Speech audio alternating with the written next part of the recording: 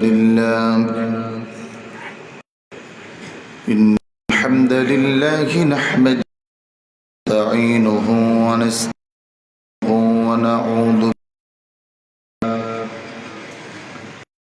ونعوذ بالله من شرور أنفسنا ومن سيئات من يهده فلا مضل ومن يضلل فلا هادي له الذي لا جد له ولا وحده لا وحيد له طارع له ولا قارن له ولا حاضر له ولا مسبب له هو الأول والآخر والظاهر والباطن وهو على كل شيء قدير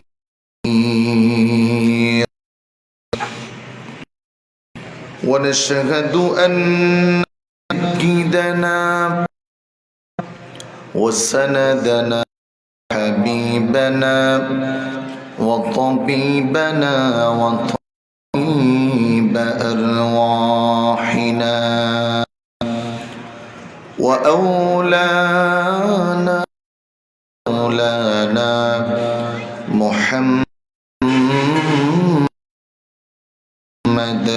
عبد الله الذي أكمل الله به قصر النبوة ألا نبي بعده وأعلن في القرآن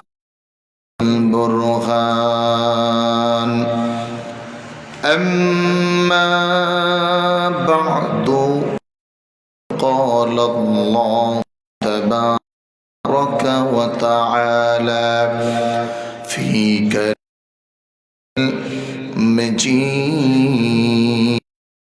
المجيد وفرقانه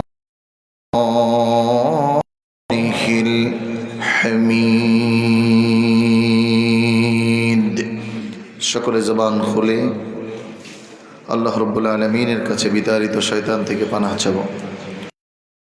বন্ধ রাখবো না, সবাই আমার সাথে জবান খুলে পড়ুন আউযু বিল্লাহি মিনাশ শাইতানির রাজীম বিসমিল্লাহির রাহমানির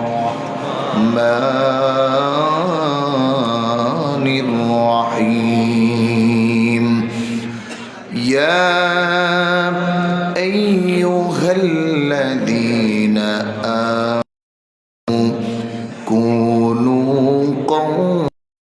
قوامين بالقسط كونوا قوامين بالقسط شهداء لله ولو على أنفسكم أو الوالدين والأقربين إن يكن غنيا أو فقيرا فالله أولى بهما فلا تتبعوا الهوى أن تعدلوا وإن تلووا أو تعرضوا فإن الله وإن تلووا أو تعرضوا فإن الله كان بما تعملون خبيرا صدق الله العظيم وقال رسول الله صلى الله عليه وسلم القرآن ما كان قبلكم وخبر ما بعدكم وهو الفصل ليس بالهزل ومن تركه من جبار قسمه الله ومن قال به صدق ومن عمل به أجر ومن دعا إليه هاديا إلى صراط مستقيم صدق الله العظيم وصدق رسوله النبي الكريم ونحن على ذلك من الشاهدين والشاكرين والحمد لله رب العالمين وقال تعالى إن الله وملائكته يصلون على النبي يا أيها الذين آمنوا صلوا عليه وسلموا تسليما الله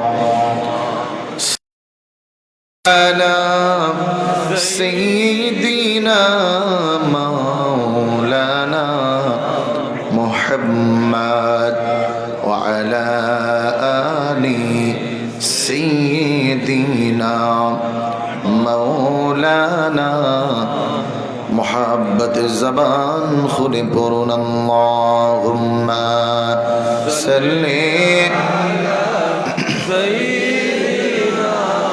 مولانا محمد وعلى آل سيدنا مولانا হিংসা ছড়ো নামাজে ধরো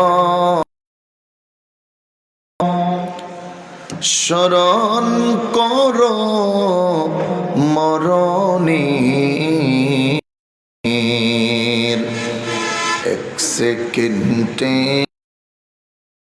ভরসা তোমার আমার জীবনে আল্লাহুম্মা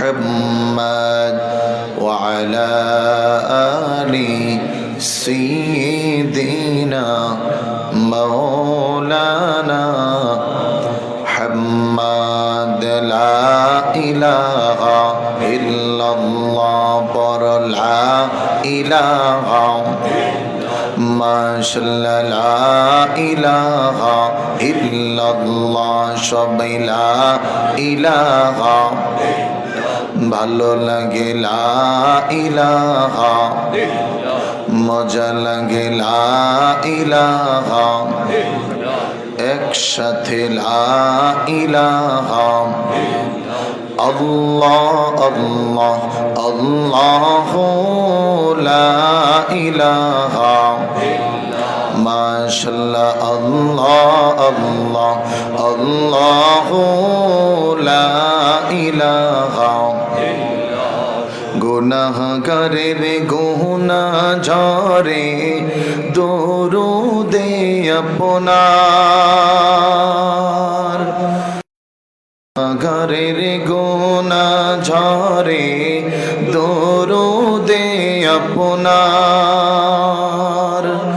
দয়া করি তরাইবেন দয়া করে তরাইবেন উম্মত গুনাহগার নবীজি আল্লাহ আল্লাহু লা ইলাহা হু আল্লাহ আল্লাহ আল্লাহু লা ইলাহা শাফায়াতের মালিক আপনি নবী দয়াবান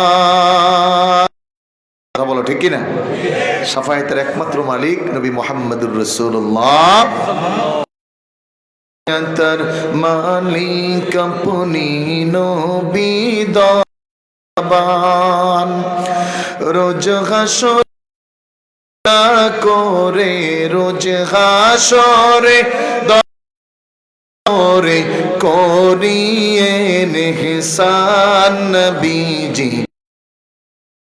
আল্লাহ আল্লাহু লা ইলাহা মাশাআল্লাহ আল্লাহ আল্লাহু লা ইলাহা রহমতেরি সাগর আপনি নবী মেহেরবান রহমতেরি সাগর আপনি নবী মেহেরবান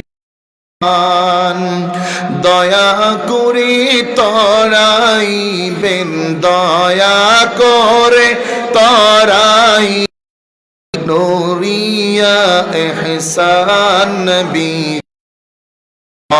আল্লাহ আল্লাহু লা ইলাহা আল্লাহ আল্লাহ আল্লাহু লা ইলাহা লা ইলাহা আল্লাহু মুহাম্মাদুর সাল্লাল্লাহু আলাইহি ওয়াসাল্লাম। আলহামদুলিল্লাহ, ঐতিহ্যবাহী কাশী খাফন ঈদে মিলাদ উদযাপন পরিষদ কর্তৃক আয়োজিত 22তম শেখ বিশাল ওয়াজ ও দোয়ার মাহফিলের সম্মানিত মোহতারাম সভাপতিবৃন্দ, সম্মানিত প্রধান অতিথি আল্লামা সাহেব কিবলা ফুলতুর রহমান হযরতুল আল্লামা আল্লামা হাফিজ ফখরুদ্দিন চৌধুরী সাহেব বারাকাল্লাহু ফি হায়াতিক ওয়া ইলমিক ওয়া সিহহাতি জাসাদিক, সকলে জবান খুলে আমন্ত্রিত সকল উলামায়ে কেরাম, বিশেষ করে আমার পূর্বে আলোচনা করেছেন আমার প্রিয় ভাই, অত্যন্ত চমৎকার সুরলিত কণ্ঠে আপনাদেরকে যিনি মুগ্ধ করে গিয়েছেন হযরত মাওলানা খিজির আহমদ চাঁদপুরি সাহেব, উনি সহ মঞ্চ উপবিষ্ট এলাকার সম্মানিত ব্যক্তিবর্গ, সামনে উপবিষ্ট গভীর রজনী পর্যন্ত অপেক্ষিত আমার প্রিয় মুরব্বী বাবাজিরা, কলিজার টুকরা যুবক বন্ধুরা, পর্দার আড়ালের সম্মানিত মা ও বোনেরা, সকলকে জানাচ্ছি আন্তরিক মোবারকবাদ।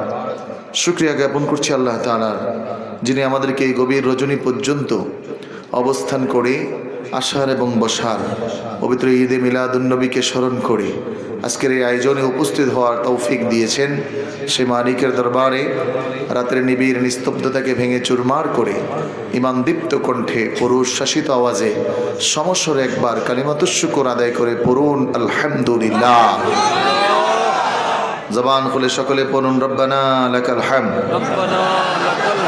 হামদান কাসীরান তাইয়িবান মুবারাকান ফীহি ইয়া রাব্বি লাকাল হামদ কামা ইয়ানবাগী লিজালালি ওয়াজহিকা ওয়া আযীমি সুলতানিক।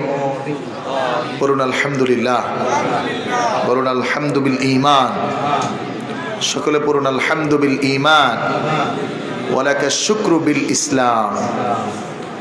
আল্লাহ রাব্বুল আলামিন আমাদেরকে ইহসান করেছেন, দয়া করেছেন। রাত্রি ইতিমধ্যে প্রায় 12:30। আপনারা, আমি জানি যে পেটপুট সব ভরা, কারণ আমার অবস্থান তো একেবারে শেষে। তো আগে তো মাছ বিরন খান, মুরগির গোস্ত, গরুর গোস্ত সব খাওয়ার শেষে বলে শেষে একটু ট্যাঙ্গা নেয় আর কি, ওটা অপশনাল। আমি পড়ে গেছি অপশনালের খাতায়, তারপরেও যেহেতু পড়েই গেছি আর এসেই পড়ছি, আমরা ইনশাআল্লাহ কিছু সময় কোরআন থেকে কথা শুনতে চাই। আপনারা কারা কারা ঘুমাচ্ছেন হাত উঁচু করুন। আমার কথাটা তো শেষ করতে দেবেন। আমি বুঝতে পারছি হুজুর তাড়াতাড়ি শেষ করেন, বিরিয়ানি খাবো, এরকম কোনো কারবার আছে নাকি? সবাই একটু হাত তোলেন, আওয়াজ করে একটু তাকবীর দেন। লিল্লাহি তাকবীর, নারে তাকবীর, নারে রিসালাহ। বাঁচাও ইমান, বাঁচাও দেশ, শাহজালালের তলোয়ার। হাত নামান। তো সকলে জীবিত আছেন, কিন্তু আওয়াজটা কম হয়েছে। জবান খুলে আওয়াজ করে আবার একবার শুকরিয়া আদায় করে পড়ুন আলহামদুলিল্লাহ। लाखों कोटि दुरूद सलाम कायनात सरदार सरकार दू जहान नूर मुजस्सम सय्यदुल मुरसलीन इमामुल अंबिया वल मुरसलीन शमसुल हिदाया बद्रुद्दुजा हबीबे खुदा शाहन शाह रिसाला हुजूर पुरनूर सल्लल्लाहु अलैहि वसल्लम ও তাহার পরিবার বর্গের উপর সকলে জবান খুলে পড়ুন আমিন। ভূমিকাকে আমি দীর্ঘায়িত করছি না, আমি একটি আয়াত আপনাদের খেদমতে তেলাওয়াত করেছি। আল্লাহ যদি আমাকে সুযোগ দেয় এই আয়াতটুকুর একটু তাফসির করতে চাই, আপনারা আমার সাথে থাকবেন তো ইনশাআল্লাহ? কোরআনুল কারীমের অত্যন্ত প্রসিদ্ধ একটি সূরা, সূরা আন-নিসা। কোরআনুল কারীমের কিছু ডিজাইন এবং কিছু অলৌকিকতা আছে। এর মধ্যে একটা হলো কোরআন সূরা নাজিল করেছে মানুষের নামে, কোরআন করেছে পশুর নামে, কোরআন সূরা নাজিল করেছে নবী ছাড়া সাধারণ একজন ব্যক্তির নামেও। এই জন্য কোরআনুল কারীমে 10 জন ব্যক্তির নামে সূরা পাওয়া যায়। কয়জন? যেটা বলুন কয়জন?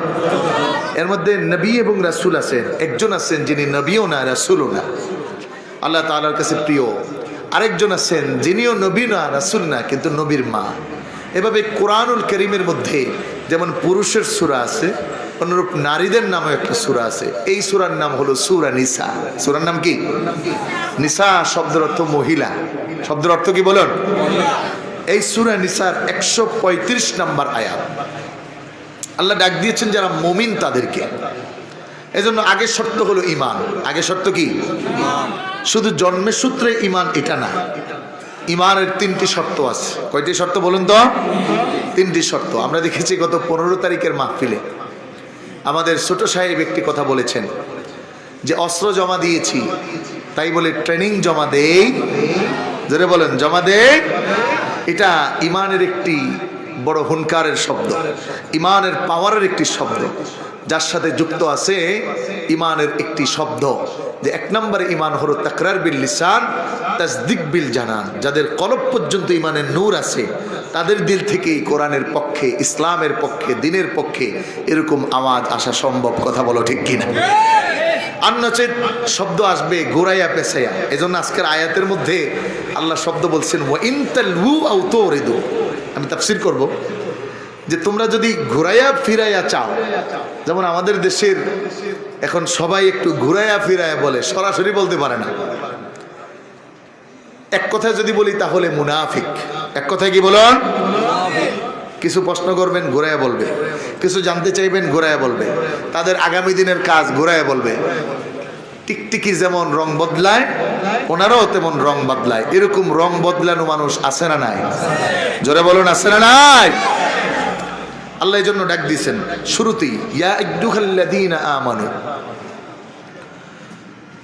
আকাশ এবং জমিনের মালিক, সমস্ত কায়নাতের মালিক, সব মাখলুকাতকে যেই রব্বুল আলামিন সৃষ্টি করলেন সব সৃষ্টির মধ্যে মানুষকে শ্রেষ্ঠত্ব দিলেন।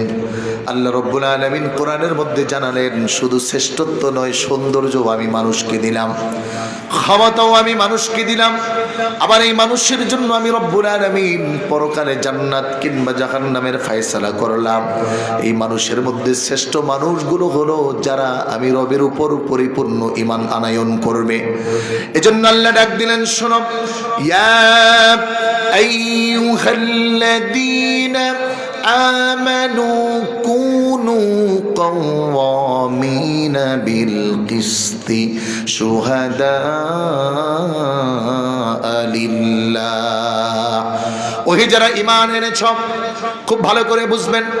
এজন্য শুধু ঈমান মুখের শব্দ নয়, ঈমানের সাথে তিনটি শব্দ যুক্ত করা হলো। ওই মুমিনগুলোই হলো পরিপূর্ণ ঈমানদার, ওই মুসলমানগুলো হলো পরিপূর্ণ মুসলমান ঈমানদার, যাদের ঈমানের সাথে এক নম্বরে যুক্ত হলো তাদের জবানে আল্লাহর নাম স্মরণ করা।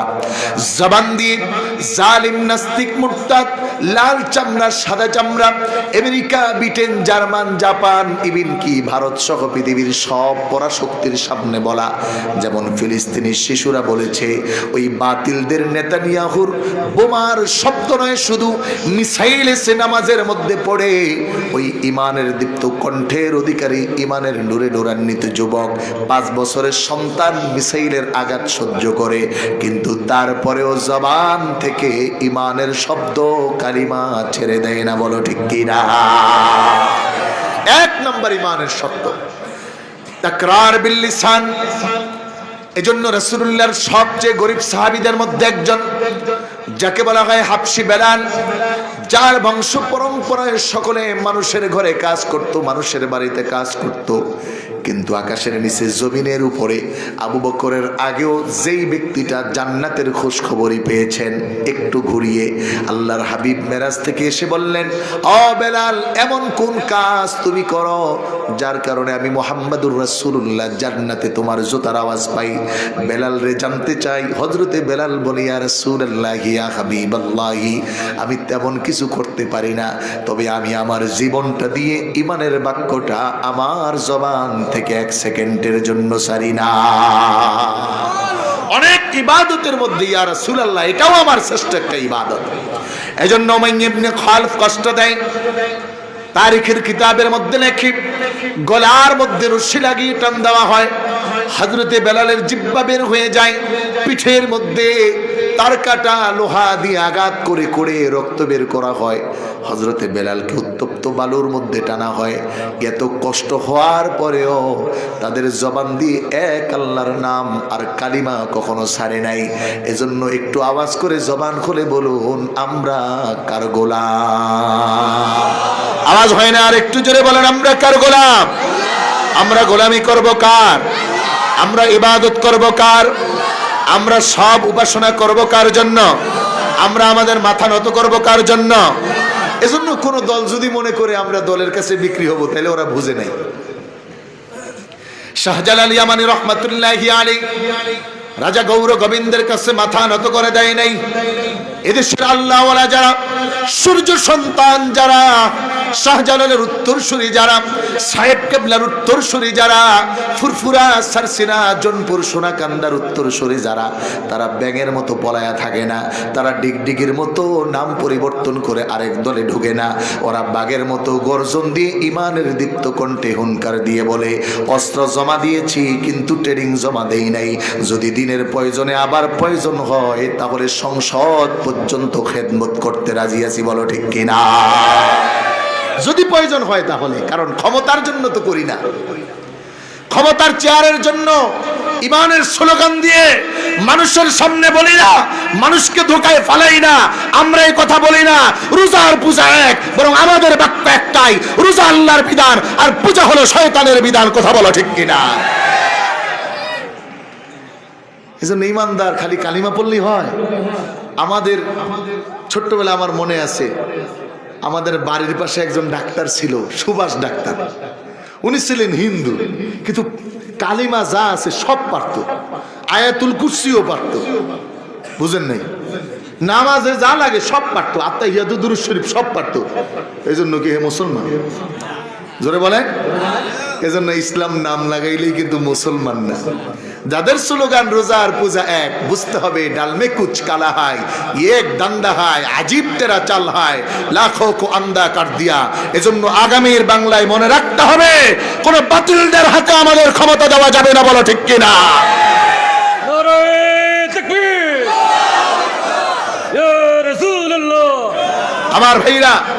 আমার ভাইরা দীপ্ত কণ্ঠে আবারও বলতে চাই, এদেশে ফুলতলির সন্তানেরা ডিগডিগের মতো পলায় থাকার নয়, শাহজালালের সূর্য সন্তানেরা পলায় থাকার নয়। আমরা দেখেছি পলায় তোমরাই ছিলা, আমরা ছিলাম না, কথা বলো ঠিক কিনা? জীবনের হুমকি দেয়। গত কিছুদিন আগে আমি একটা কথা বলেছি, অনলাইনে কিছুটা ভাইরাল হয়েছে ইকরা টিভিতে।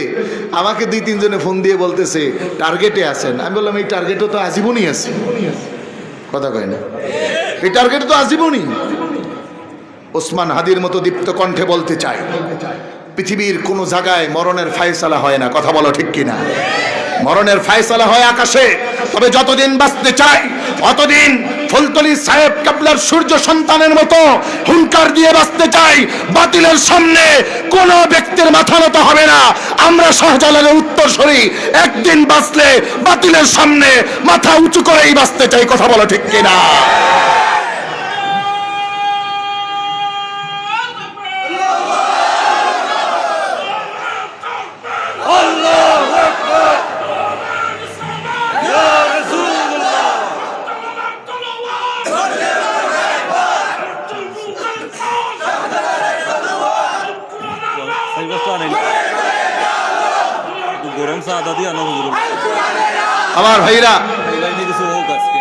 আমার ভাইরা স্পষ্ট কথায় আমরা জানাতে চাই,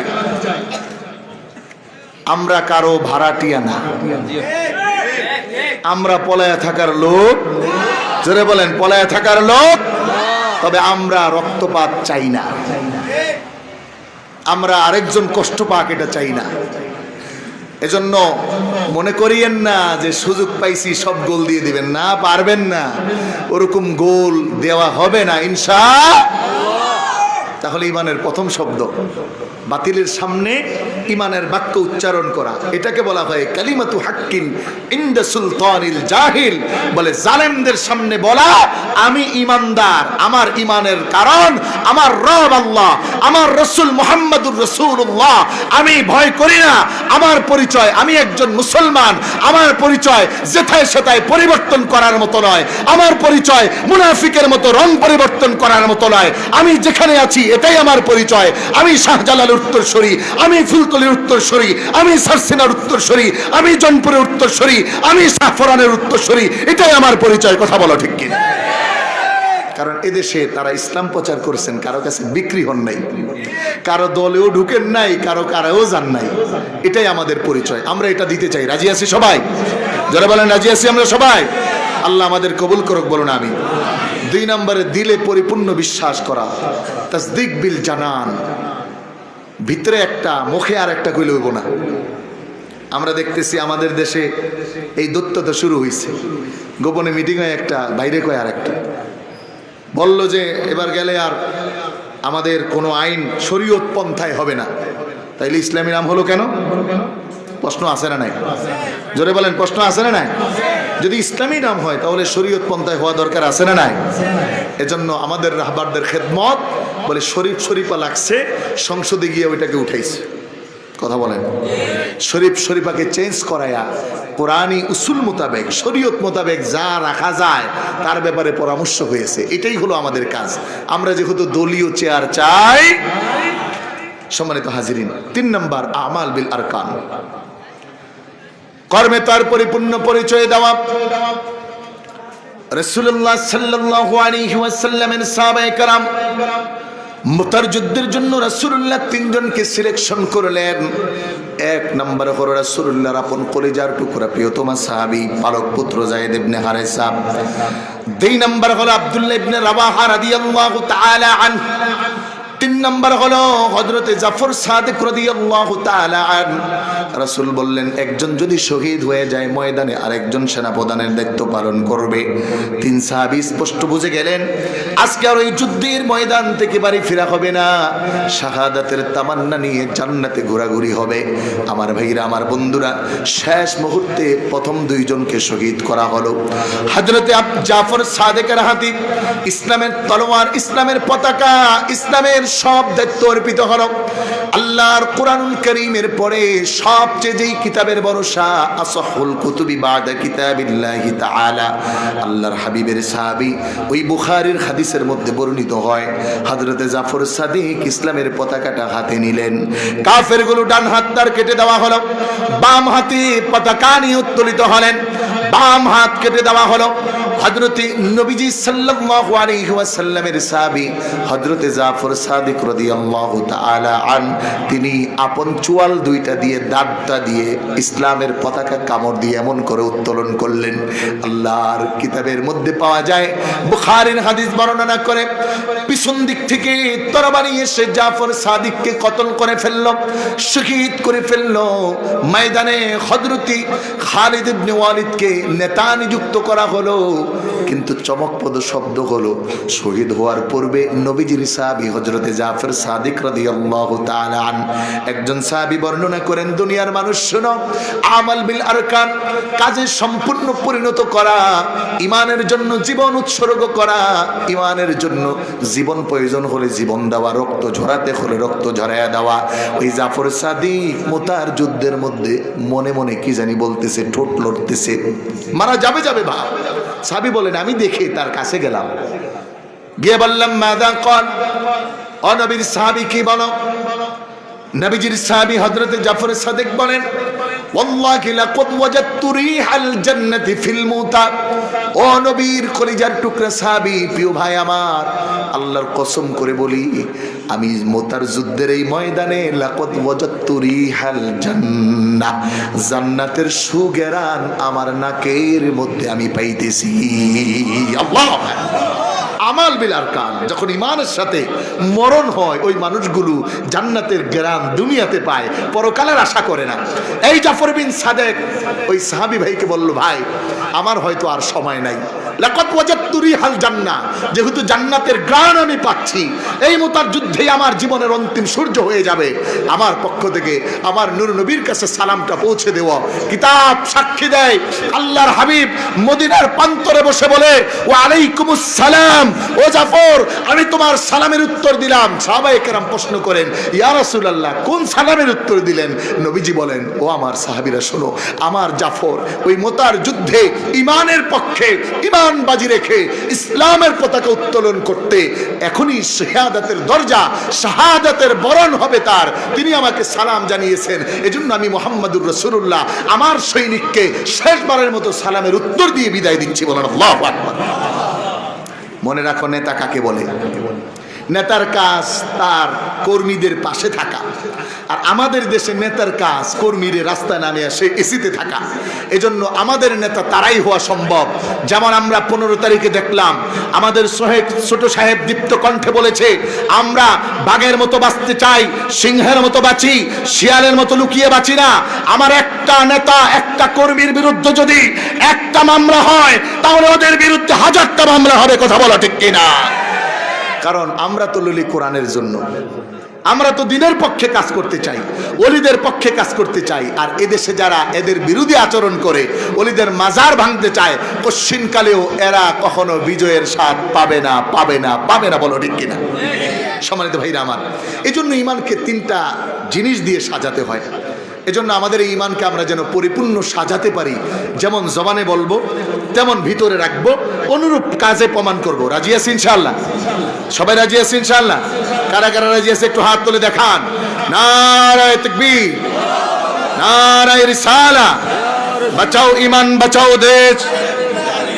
শাহজালালের তলোয়ার, কোরআন হাদিস যেখানে, ঈদে মিলাদুন নবী যেখানে, পিরাউলিয়া যেখানে, ফুলতলি সাব যেখানে, আউল বাউল যেখানে, ভণ্ড ইসলাম যেখানে, ধোঁকাবাজ যেখানে। কি বলতে পারেন না আপনারা? মাঝে মাঝে বলবেন, তাহলে প্র্যাকটিস হবে। আল্লাহ আমাদের বলার তৌফিক দিক, বলুন আমিন। একটু জিকির করুন, লা ইলাহা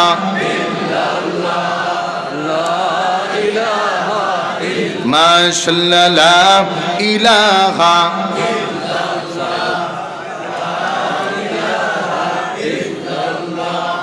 লা ইলাহা বহু দূরে মদিনা, বলো কেমনে যাব জানি না। দয়াল আল্লাহ দয়া করো, দয়াল আল্লাহ দয়া করো, নসিব করো মদিনা, বলো লা ইলাহা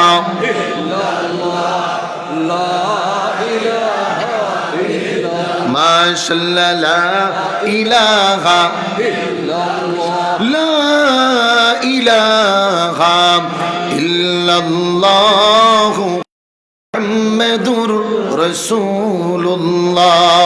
জোরে জোরে বলুন সাল্লাল্লাহু আলাইহি ওয়াসাল্লাম।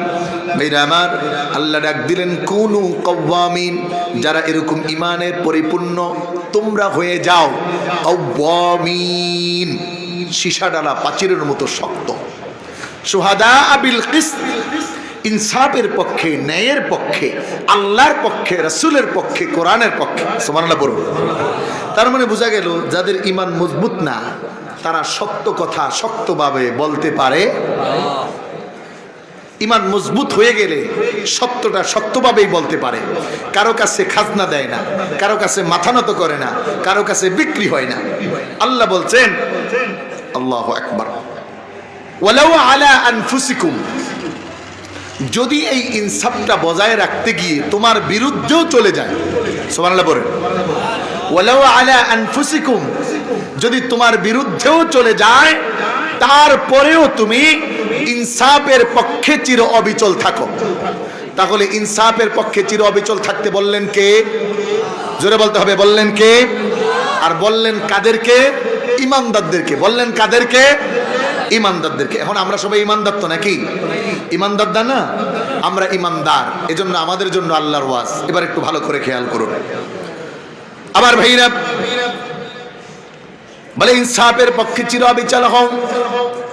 জীবনে যদি নিজের জীবন বাজি রাখতে হয়, নিজের জীবন উৎসর্গ করতে হয়, ইনসাফ থেকে এক চুল পরিমাণ সরে যাবে না। আমার ভাইরা, আমার বন্ধুরা, আল্লাহর হাবিব বিশ্বনবী নূর নবী কায়নাতের সরদার সরকারে দু জাহান নূরে মুজাসসাম হাবিবে কিবরিয়া মুহাম্মদুর রাসূলুল্লাহ সাল্লাল্লাহু আলাইহি ওয়াসাল্লাম আদিষ্ট হলেন রবের পক্ষ থেকে, নবী আপনি হিজরত করেন। নবীজি আমার হযরত আলীকে ডাকলেন, ওরে আলী শুনো। প্রত্যেকটা আলাদা আলাদা নাম দিয়ে প্রত্যেকের গোছানো সম্পদ আমানতগুলোকে আলীকে বুঝিয়ে দিলেন। আর আলীকে বললেন, ওরে আলী, আমি মুহাম্মাদুর রাসূলুল্লাহ এই মক্কায় কোনোদিন আল আমিন ছাড়া ডাক পাই নাই। একদিনের জন্য আমার ইনসাফ আমি নষ্ট করে দেই নাই, আমি আমার আমানতের খেয়ানত হতে দেই নাই। আলী রে, রবের পক্ষ থেকে হিজরতের আদেশ, আমি মুহাম্মাদুর রাসূলুল্লাহ আজ রাতে বিদায় হব। ও আলী, তোমার কাছে আমি এই আমানত রেখে গেলাম ইনসাফের জন্য। তুমি এই আমানতগুলো রাখবে, আমার বিছানার মধ্যে শুয়ে থাকবে। আলী রে, যদি এমন হয় তোমার জীবন বাজি রাখতে হয়, হয়তো কাফেরগুলো এসে তোমার জীবনের উপর আক্রমণ ঘটাবে, তোমাকে কতল করে দিবে, শহীদ করবে। ও আলী, আমি মুহাম্মাদুর রাসূলুল্লাহর পক্ষ থেকে আদেশ হলো, যদি জীবনও চলে যায় তারপরেও একজন মানুষের আমানত নষ্ট করবে না। ইনসাফের এই জায়গা থেকে এক চুল পরিমাণ তুমি সরে যাবে না। হযরত আলী রাদিয়াল্লাহু তাআলা আনহু রাসূলের হাতে হাত দিয়ে ওয়াদা করলেন, ইয়া রাসূলুল্লাহ, ইয়া হাবিবাল্লাহ, জীবন যদি চলে যায় আমি আলী আপনাকে ওয়াদা দিচ্ছি, ইনসাফের জন্য, আমানতের জন্য, দ্বীনের জন্য আমাদের জীবন বাজি রাখবো, তারপরও এক চুল পরিমাণ ইনসাফ থেকে সরে যাব না, আদালত থেকে সরে যাব না, যদিও বা সেটা আমাদের জীবনের উপর আক্রমণ হয়। এজন্য মুমিনকে আল্লাহ বললেন, ইনসাফে চির অবিচল থাকো, যদিও বা জীবনের উপর আক্রমণ হয়, কারণ জীবনের উপর একটা পরীক্ষা আসবে। কোরআন বলছে, ওয়ালানাবলু ওয়ান্নাকুম বিশাইইম মিনাল الخوف والجوع ونقص من الأموال والأنفس والثمرات وبشر الصابرين আমার প্রিয় ভাইরা আমার বন্ধুরা এজন্য সর্বহালতে ন্যায়ের পক্ষে অবস্থান করা সর্বদা হোক সেটা দুনিয়াবি অথবা ক্ষমতার জন্য অথবা নিজের লস হবে ক্ষতি হবে এটা জানার পরেও একজন মুমিনের প্রথম কাজ হলো আমানত আর ইনসাফের পক্ষে চির অবিচল সীসা ডালা প্রাচীরের মতো দাঁড়ায় যাওয়া। আল্লাহ রাব্বুল আলামিনের পরে ব্যাখ্যা করছেন শোনো, এইটা নিজের বিরুদ্ধে গেলেও যেমন করবা, দুনিয়ায় সবচেয়ে বেশি ভঙ্গ হয়ে যায় যেই জায়গায় ও মুমিনেরা, যদি তোমরা ঈমানের দাবিতে সত্যবাদী হও, যদি প্রকৃত ঈমানদার হতে হয়, যদি প্রকৃতভাবে মুসলিম ঈমানদার হতে হয়, তাহলে আবিল ওয়ালিদাইন, 2 নাম্বার ইনসাফ কায়েম করবা। আপন সন্তানের বিরুদ্ধেও যদি চলে যায়, বিচার ব্যবস্থা শরীয়ত অনুযায়ী জীবন চালাতে গিয়ে আপন সন্তানের বিরুদ্ধেও যদি চলে যায়, তারপরেও তোমরা আল্লাহ তাআলার বিধান থেকে এক চুল পরিমাণ লড়ে যাবে না। আমার ভাইরা, যুবক বন্ধুরা আমার, অমুসলিম বাবাজিরা আমার, একটু হাদিসের ইবারতে চলুন। রাসূলুল্লাহ সাল্লাল্লাহু আলাইহি ওয়াসাল্লামের পরিজার টুকরা সাহাবী, জান্নাতের টিকিট প্রাপ্ত সাহাবী হযরত ওমর ফারুক রাদিয়াল্লাহু তাআলা আন, তিনি তখন খেলাফতের মসনদে বসা সাধারণ কোনো ব্যক্তি নয়, ৩১ লক্ষ বর্গ মাইলের রাজত্ব যিনি পরিচালনা করেন, কিতাব প্রমাণ করে যার রাজত্বের সময় কোনো বেইনসাফ হতো না। ইবিন কি একই ঘাটে একই পুষ্করিণীতে বাঘ আর হরিণ একসাথে পানি পান করত, বাঘ কখনো হরিণের উপর আক্রমণ করার মতো সাহস ছিল না। সেই হযরত ওমর ফারুক রাদিয়াল্লাহু তাআলা আনহু প্রধানমন্ত্রী নিযুক্ত ওমরের কাছে খবর আসলো, আমিরুল মুমিনিন খলিফাতুল মুসলিমিন, আপনার একজন সন্তান হযরতে আবু শাহমা রাদিয়াল্লাহু তাআলা আপনার এই ছেলে মদ পান করেছে। হযরত ওমরের কাছে খবর আসতে দেরি, আবু শাহমা ঘরে ঢোকার সাথে সাথে ওমর ডাক দিলেন, আবু শাহমা এদিকে আসো। হাল আনতা তাকুলুল খামার, ও আবু শাহমা, তুমি নাকি মদ পান করেছ, আমার কাছে খবর আসলো তুমি নাকি মদ পান করেছ। বাবার সামনে আবু শাহমার কলিজায় আর পানি নাই। হযরতে আবু শাহমা ভীতু কণ্ঠে বললেন, আব্বাজি, আল্লাহর কসম আমি মদ পান করি নাই, তবে নাবিস খাইতে গিয়ে একদিন দেরি হয়েছে, ওইটা একটু গন্ধযুক্ত হয়ে গেছে। আমার ভাইরা আমার বন্ধুরা, নাবিস বলা হয় শরীয়তে দুধ আর খেজুর রাত্রে ভিজিয়ে রাখা অথবা দুধ আর আঙ্কুরকে ভিজিয়ে রাখা এক রাত্রি তথা 24 ঘন্টা পর্যন্ত এটা খাওয়া শরীয়তে জায়েজ। এরপরে যখন এটার মধ্যে সুকুন চলে আসে তখন এটা খাওয়া জায়েজ না। আমাদের দেশে বাংলা মদ বলে কিছু নাই, আছে না নাই? ওটার মধ্যে ঝামেলা আছে, কারণ শুকুর যখন আসবে তখন এটা হারাম হয়ে যাবে। ওটা আরেকটা সাবজেক্ট, জাস্ট আমি বোঝানোর জন্য অল্প একটু বললাম। হযরত ওমরের ছেলে আবু শাহমা আপন সন্তান বলে, বাবা 24 ঘন্টা পর হয়ে গেছে। হযরত ওমর বললেন, তোমার কথা বিশ্বাস করি না, ইফহাম ফাহমাক, মুখ খোলো। ভাইরা আমার, আল্লাহর নবীর সাহাবী হযরত ওমর, যার নাম হলো ফারুক আযম, সত্য আর মিথ্যার ক্ষেত্রে এক চুল পরিমাণ তিনি অবিচল। যখন সন্তান আবু শাহমা মুখ খুললেন, হযরত ওমর একটু গ্রান নিয়ে দেখলেন মদের গ্রান কিছুটা পাওয়া যায়, আর 1 সেকেন্ডও দেরি করলেন না।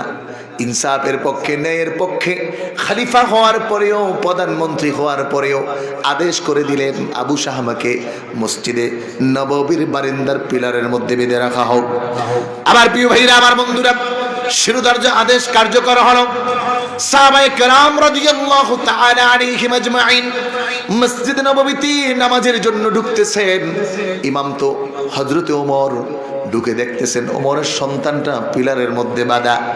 একটু যাদের ইমানের একটু দুর্বল ইমান ছিল। অনেকে বলা বলি শুরু করে দিলেন, হয়তো ওমরের সন্তান কোনো অপরাধ করেছে, হয়তো বিচার ব্যবস্থায় গিয়ে খলিফার ছেলে হওয়ার কারণে কিছুটা শিথিল হতেও পারে। আবার কোন সাহাবায়ে কেরাম বললেন না, ওমরকে এমন ব্যক্তি যতদিন পর্যন্ত চিনি সত্যের পক্ষে ন্যায়ের পক্ষে এক চুল পরিমাণ ওমর ছাড় দিতে পারেন না। রাসূলুল্লাহকে জীবনে 5 জন মানুষ মারতে গেছিলেন, এর মধ্যে ওমরের নাম হলো সবার আগে। অনেক চমকপ্রদ একটি আলোচনা, কখনো সময় হলে শোনাবো। আজকে যেই তাফসিরে আছে এখানে থাকে।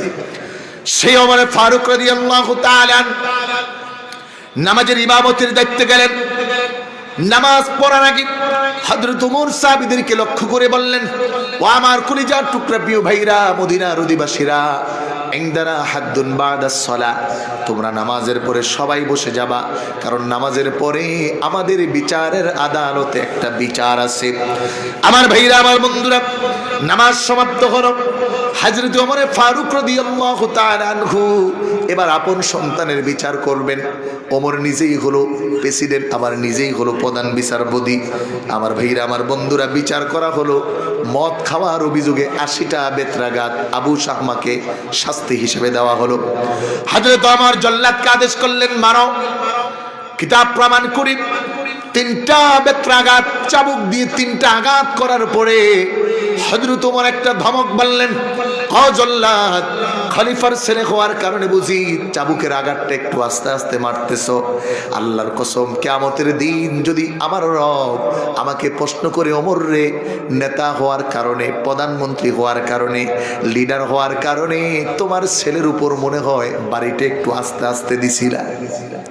হযরত ওমর ধমক দিয়ে চাবুকটা নিজে হাতে নিলেন, জল্লাদকে বললেন, যাও, সরে যাও।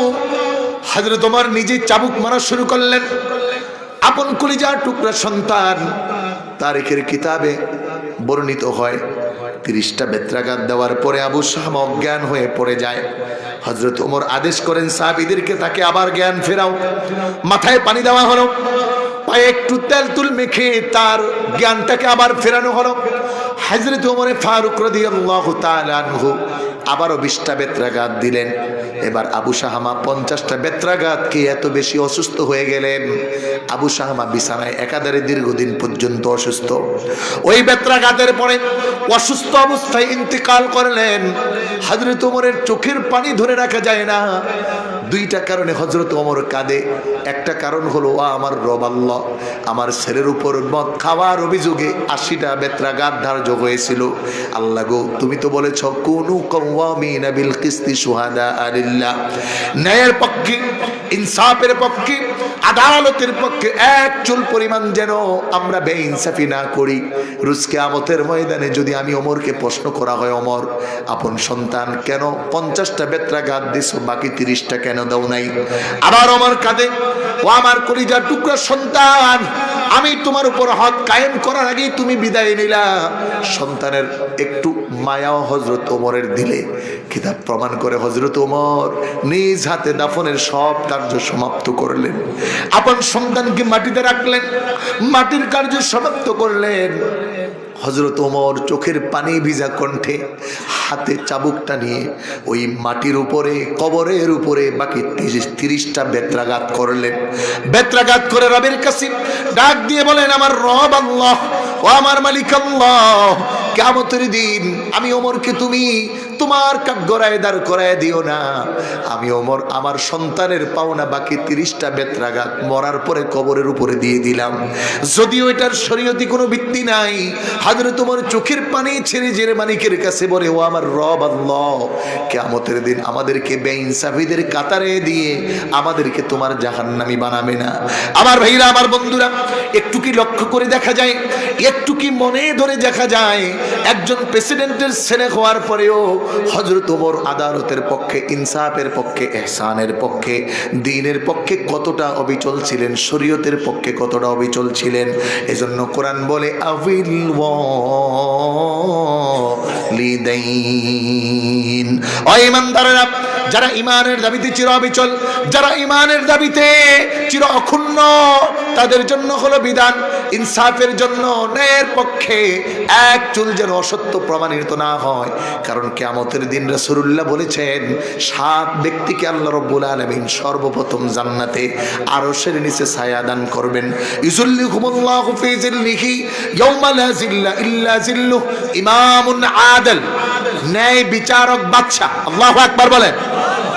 এজন্য আদালতের ক্ষেত্রে সর্বপ্রথম প্রায়োরিটি দিতে হবে আল্লাহকে। আপন সন্তানও যদি অপরাধী হয় তাহলে তার ব্যাপারেও বিচারটা যেন কারসুফি না হয়। দুর্ভাগ্য আমাদের দেশের নেতার যদি ছেলে হয়, খুন 5টা করলেও খুনই না। কথা বলেন, আরো জোরে বলেন। কিন্তু কেউ দেখে না, দেখে কে? জোরে বলেন, দেখে কে?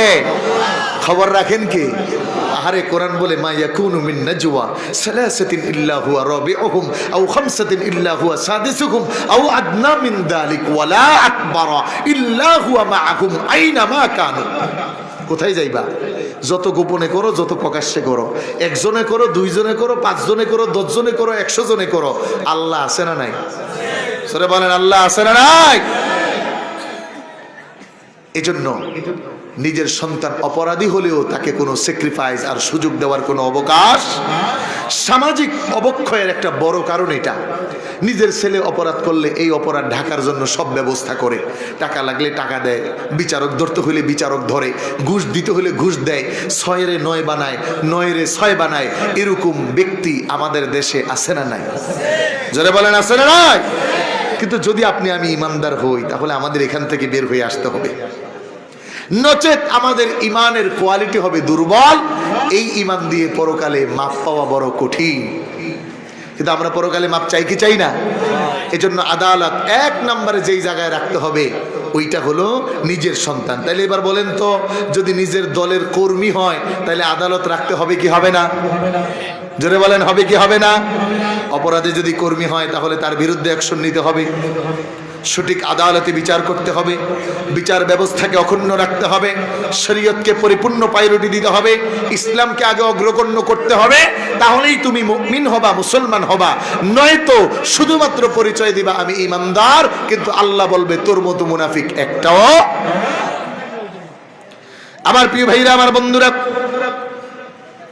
এজন্য হযরত আবু বকরের সন্তান হযরত আব্দুর রহমান রাদিয়াল্লাহু তাআলা আনহু বুখারীর বর্ণনায় আছেন, মুসলমান হওয়ার পরে আবু বকরকে বলতেছেন, বাবাজি মনে আছে নাকি ওই যে বদরের প্রান্তরে যুদ্ধ হয়েছিল, আমি তখন মুসলমান ছিলাম না, বারবার আপনি আমার তরবারির নিচে আসছেন, বাবা বলে সেই দিন ছেড়ে দিয়েছি।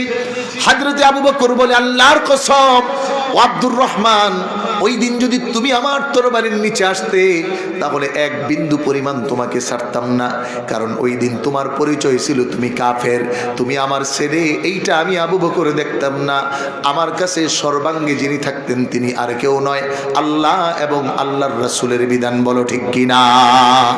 এজন্য কোরআন বলে, কুল ইন কানা আবাউকুম وأبناؤكم وإخوانكم وعشيرتكم وأموال اقترفتموها وتجارة تخشون كسادها ومساكن ترضونها أحب إليكم من الله أحب إليكم من الله ورسوله। একজন মুমিনের সবচেয়ে বড় পরিচয় নিজের জীবন, নিজের সন্তান, নিজের সম্পত্তি, নিজের ব্যক্তি, নিজের দল, নিজের মত, সব কিছুর ঊর্ধ্বে ওই মুমিন সবচেয়ে বেশি ভালোবাসবে আল্লাহ এবং আল্লাহর রাসূলকে। কথা বলো ঠিক কিনা? এজন্যই তো যদি নবীরে গালি দেয় আমাদের লাগে, আবার আমাদের দেশের কিছু মানুষ আছে নবীরে গালি দিলে তাদের লাগে না, নবীরে বকা দিলে তাদের কিছু হয় না, কিন্তু একটা বিড়ালের ছানা, কুকুরের ছানা মাইরা ফালাইলে ফেসবুকে জ্বর তোলে। আছে না? তাদের নাম কি? যারা বলেন নাম কি?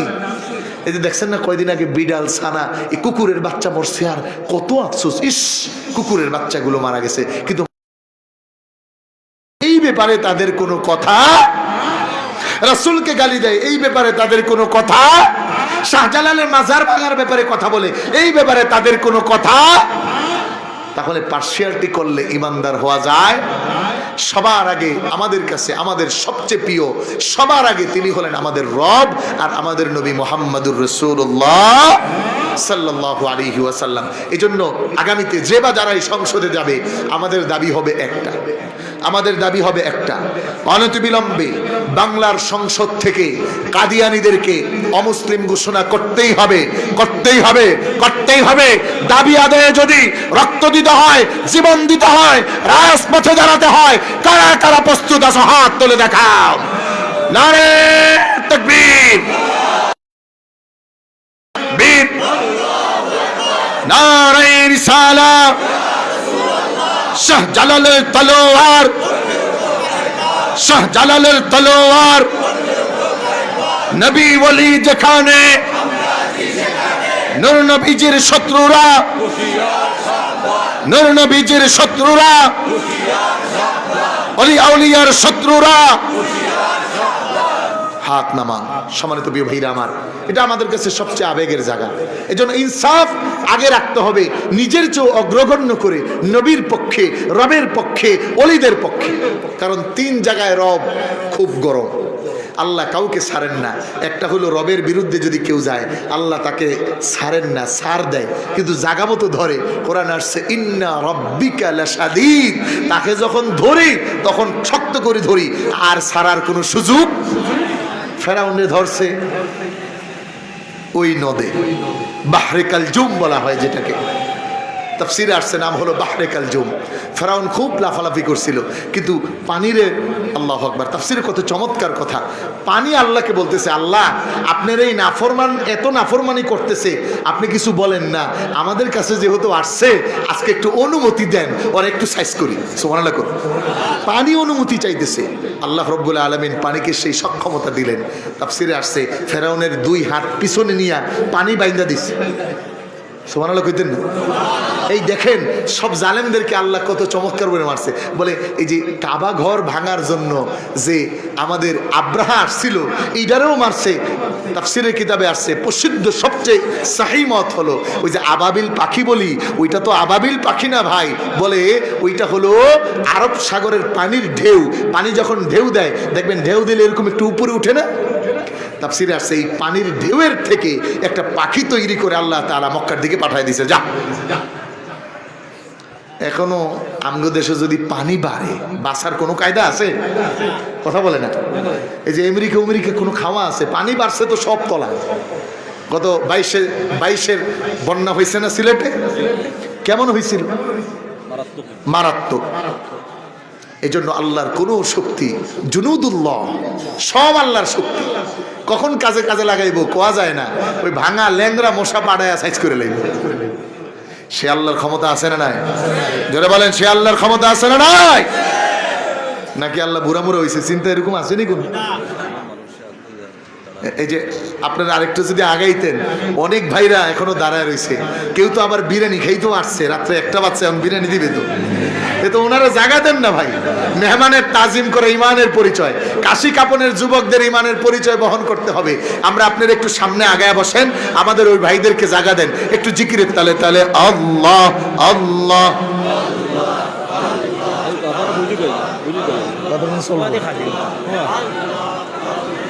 আল্লাহ আল্লাহ আল্লাহ আল্লাহ। সূরজ বলে আল্লাহ আল্লাহ, চাঁদ বলে আল্লাহ, পশু পাখি তরুলতা গায়ে শোনা ইল্লাল্লাহ আল্লাহ আল্লাহ। এই যে ভাইরা একটু জায়গা করে দেন, এই পাশে জায়গা আছে। আল্লাহ আল্লাহ আল্লাহ আল্লাহ। দাঁড়ানো যে ভাইরা আছে প্রত্যেকে বসে যাই। লা ইলাহা ইল্লাল্লাহু মুহাম্মাদুর রাসূলুল্লাহ। জোরে জোরে বলেন সাল্লাল্লাহু আলাইহি ওয়াসাল্লাম। আমার ভাইরা, আমার বন্ধুরা, যুবক ভাইরা আমার, 2 নম্বর আল্লাহ বললেন সন্তানের পক্ষে হলেও ইনসাফ করো। 3 নম্বর ব্যাখ্যা কোরআনুল কারীম। কোরআন বলছে আবিল আলা আনফুসিকুম আবিল ওয়ালিদাইনি ওয়াল আকরাবিন। 3 নম্বরে আল্লাহ রাব্বুল আলামিন বললেন এই ইনসাফে চির অবিচল হও, ন্যায়ের পক্ষে, সন্তানের ন্যায়ের পক্ষে, ইনসাফের পক্ষে চির অবিচল হয়ে থাকো। যদি ওইটা আপন তোমার আত্মীয় স্বজন হয়, আকরাবিন। এজন্য হাদিসে আসছে আল আকরাব ফাল আকরাব, কিছু করতে হলে কাছের আত্মীয়র আগে করতে হয়। এজন্য হাদিসের পরিভাষা, কোরআনের পরিভাষায় দিনের দাওয়াত আগে দিতে হয়। এজন্য আমাদের সাহেব কিবলা ফুলতুরি রহমতুল্লাহি আলাইহি বলে তার পরিবারের সবাইকে আগে পরিপূর্ণ মোকাম্মেল করছে। এজন্য ছেলে, মেয়ে, নাতি, পুতি যা আছে সব হাফেজ, সব আলেম। সুবহানাল্লাহ। আমরা তো খবর নেই, নিজে নামাজি হইলে আরেকজনের খবর নেই। কিন্তু কোরআনের রাসূল আপন যারা তাদেরকে আগে টানতে হয়, আগে আনতে হয়। আর মুমিন এই এদেরকে বাঁচাইতে যায় আল্লাহর কথা ভুইলা যায়, নবীর কথা ভুইলা যায়, ইনসাফের কথা ভুইলা যায়, উল্টা পাল্টা শুরু করে দেয়। রাসূলুল্লাহ জলিলুল কদর সাহাবী, মনোযোগ দিয়ে শুনুন একটু হাদিসটা। এই হাদিস আমি কণ্ঠ দেব না, যেন মনে রাখে যেন, কারণ কণ্ঠর ওয়াজ অনেকটা ভুইলেই যান। নবীর সাহাবী হযরতে আবু বকর, চিনেন আবু বকরকে? সবাই সবাই চিনেন। নবীর কি হয় বলেন? আরেকটা কি হয় বলেন? শ্বশুর। সবাই জানে না, এই জন্য বলে না। আমাদের দেশের জামাই শ্বশুরের সম্পর্ক তো বেজি আর সাপ। আর বাংলায় আপনাদের এটা যেটা দিয়ে লাউ কাটে এটাকে কি বলে? বটিনি, বটিদা। দা আর লাউ সম্পর্ক ভালো না খারাপ? দা কুমড়া সম্পর্ক। আচ্ছা, সিলোটে এটা কয় নানি ভাই, কিতাবা মাতুন না ভাই, জোরে মাতুক্কা। তো নবী এবং 4 খলিফার সাথে রাসূলুল্লাহর সম্পর্ক ছিল। আবু বকর, ওমর নবীজির শ্বশুর, নবীজি তাদের মেয়ের জামাই। আর ওসমান, আলী এরা নবীজির মেয়ের জামাই, এদের শ্বশুর নবীজি। সুবহানাল্লাহ বলুন। এই যুগে এমন পাওয়া তো খুব দুষ্কর। বিআই সম্পর্ক ভালো থাকে? থাকে না। কিন্তু বড় সাহেব আর ছোট সাহেব, আমাদের ফুলতুলির বড় সাহেব আর ছোট সাহেব বিআই না? অনেকে জানে না। এরা কিন্তু আপন বিআই। সম্পর্ক ভালো না খারাপ? জোরে বলে না, ভালো না খারাপ? কোনোদিন মুখ কালা গেলে হয়েছিনি? আল্লাহু আকবার। ইসলামের সৌন্দর্যতে এটা। এখন তো জামাইরে শ্বশুর 3 মাইল দূরের থেকে কয়েকটা ঠাড়া পড়া ফোলাটাদের মেয়েটা বিয়ে দিছি। আর জামাই ও শ্বশুরের দীক্ষা করে, ওরে কিপটার ঘরের কিপটারে, আগে যদি জানতাম তাহলে মেয়েটা আনতাম না। বলে কি বলে না? বলে। কারণ ছেলের মনে চিন্তা হলো একটু যৌতুক খাইব, আর শ্বশুরের মনে চিন্তা হলো কিচ্ছু দিব না, যৌতুক তো দিবই না, কিচ্ছু দিব না। এই দুইটার একটাও ভালো না। আপন মেয়েকে বাবা খুশি হয়ে দিবে। রাসূলুল্লাহ ফাতেমাকে খুশি হয়ে দিয়েছেন একটা পানি খাওয়ার লোটা, একটা ঝাড়ু। সুবহানাল্লাহ বলেন। হযরত আলীকে ডেকে আনছে, এনে ফাতেমাকে ডাক দিছে। ডাক দিয়ে হযরত আলীর হাত এমন করে ধরে, হাদিসের বাক্য, ফাতেমার হাতের উপর দিয়া বলতেছে, ফাতেমা এই আলীর কাছে তোমাকে সফর্দ করলাম, আমি যেন কোনোদিন আলীর বিরুদ্ধে অভিযোগ না শুনি। আর এখনকার মেয়ের বাবা বলে, যাও দুঃখ পায়ও না, খালি কিছু কইলেই বলবা, পুলিশ পাঠায় দেব। কথা কয় না? জোরে কয় না? ছেলের অবস্থাটা এখন তো ভালো না। লন্ডন এখনো যাইতে পারে নাই, ইউকে এখনো যাইতে পারে নাই, ব্যবসাটা খুব ভালো হয় নাই, কিন্তু আল্লাহ দিতে কতক্ষণ। কিন্তু বাবার কথা আগেই। এখন ছেলের বাড়িতে মেয়ে গেছে, আগে তো মেয়ে লাখ সাবান ব্যবহার করছে, এখন ছেলের তো সময় না, সমস্যা, একটু অ্যাবিলিটি নাই, এই তারে দিছে মনে করেন টিব্য দেয় না। এখন মেয়ের পছন্দ না। আমি জীবনে কি লাখ সাবান ছাড়া বিয়ে করছি নাকি? গোসল করছি, তোমার বাড়িতে এসা টিব্য দিয়ে গোসল করব? বাবা আমারে কষ্টে রাখছে। বাহে কয়ে জামাইরে সাইজ করার জন্য রেডি। এরকম বাবা আছে না নাই? যারা বলেন আছে না নাই? আহা, ইসলামের সৌন্দর্য। হযরত আবু বকর নবীর শ্বশুর, খুব মহব্বত করতেন। ভাষায় আসছে আউয়ালুন নাস বাদাল আম্বিয়া, নবীদের পরে শ্রেষ্ঠ মানুষ হলো আবু বকর। সুবহানাল্লাহ বল। নবীদের পরে শ্রেষ্ঠ মানুষকে হযরতে আবু বকর রাদিয়াল্লাহু তাআলা আনহু। আপনাদের খারাপ লাগতেছে? আমার ঘুম হয় নাই, গলাটাও ভাঙা, অসুস্থ, আর দিছে আবার 11টার পরে, অলরেডি 1:17 বাজে। আর কিছু থাকবেন না চলে যাবেন? এই আয়াতের তাফসীরটা শেষ হোক নাকি বলেন? এতে হুজুর আপনি মইরা গেলে যান, সমস্যা নাই। তো কারবার তো হেডে আপনাকে দেখা যাইতেছে। আল্লাহ, আবু বকর নবীকেও ভালোবাসে, নবীও আবু বকরকে ভালোবাসে। আল্লাহ, গত উমরার সফরে রাসূলুল্লাহ সাল্লাল্লাহু আলাইহি সাল্লামের একটা সুন্নত হলো পুষ্কুনির পারে যায়া পানিতে পাও লাড়ানো নবীর সুন্নত। সুবহানাল্লাহ পড়েন যুবক ভাইরা। পুষ্কুনির পারে বসে পানিতে পাও দিয়ে একটু লাড়াছাড়া করা, এটা সুন্নাহ। মসজিদে কিবলাতাইনের পাশে এখনো সেই কূপ আছে। রাসূলুল্লাহ একদিন ওই কূপের পাশে গিয়ে বসে পাও নাড়াচ্ছেন। একজন সাহাবীকে দায়িত্ব দিয়েছেন, কাউরে ঢুকতে দিবা না। তো হযরত আবু বকর এসে সালাম দিছে, লাব্বাইকা ইয়া রাসূলুল্লাহ। রাসূলের কাছে খবর আসছে, কে আসছে? আবু বকর, ঢুকাও। ঢুকছে, আর রাসূল বলতেছে, ও আবু বকর, আপনি জান্নাতি মানুষ। সুবহানাল্লাহ পড়েন। এই আবু বকর রাদিয়াল্লাহু তাআলা আনহু নবীর আপন শ্বশুর। আপনি ওটা দূরের না কাছের? জোরে বলেন, দূরের না কাছের? কারণ আমরা তো এখন দেখি এখনকার যুবকরা ভাইরে যত না বেশি ভালোবাসে, তার চেয়ে বেশি ভালোবাসে শালারে। বাবাকে যত না বেশি মনে করে আর বেশি না দেয়, তার চেয়ে বেশি দেয় শ্বশুরকে। সত্য না মিথ্যা? ওই যে ঠিক কইতাছে না, ওগো কমন পড়ে গেছে সবগুলা। এখন হযরত আবু বকর নবীর প্রিয়, ঘর থেকে বের হইছে, রাসূলের কাছে যাবে। কিছু দূর আইছে, আর দেখে দুইজন মানুষ এরা কানাঘোষা করতেছে। কি শুরু করছে? মুহাম্মাদুর রাসূলুল্লাহ। সব সাহাবীদের থেকে খালি দান নেয়। তাহলে মুহাম্মদ যেই আল্লাহর দাওয়াত দেয়, তার আল্লাহ কি গরিব? নাউজুবিল্লাহ কইতেন না? কি কোন, আমাদের আল্লাহ গরিব নাকি? হ্যাঁ, আল্লাহ বলেন বেটা তোরা সব ফকির, ওয়াল্লাহুল গনিয়্যু ওয়া আনতুমুল ফুকারা। আমি আল্লাহই ধনী আর তোরা যা আছো সব ফকির। তাহলে ডোনাল্ড ট্রাম্প গরিব না ফকির? জোরে কয় না, গরিব না ফকির? দুইটাই মিয়া। ওটা তো খবিজ বেশি না, ওর মাইরও বেশি। আল্লাহ মাফ করুক। হযরত আবু বকর এটা শুই না মেজাজ গরম হয়ে গেছে, কিন্তু আবু বকর নরম মানুষ, কিছু বলে না। যখন বলছে মুসলমানের আল্লাহ গরিব, মেজাজ গরম হয়ে আবু বকর আর দেরি করতে পারে নাই, দিছে থাবর একটা লাগায়া চট করে গালের মধ্যে। থাবর খাইয়া তাকায় দেখে আবু বকর পাওয়ারটা তো একের কম ছিল না, আগে তো শিল্পপতি ছিল।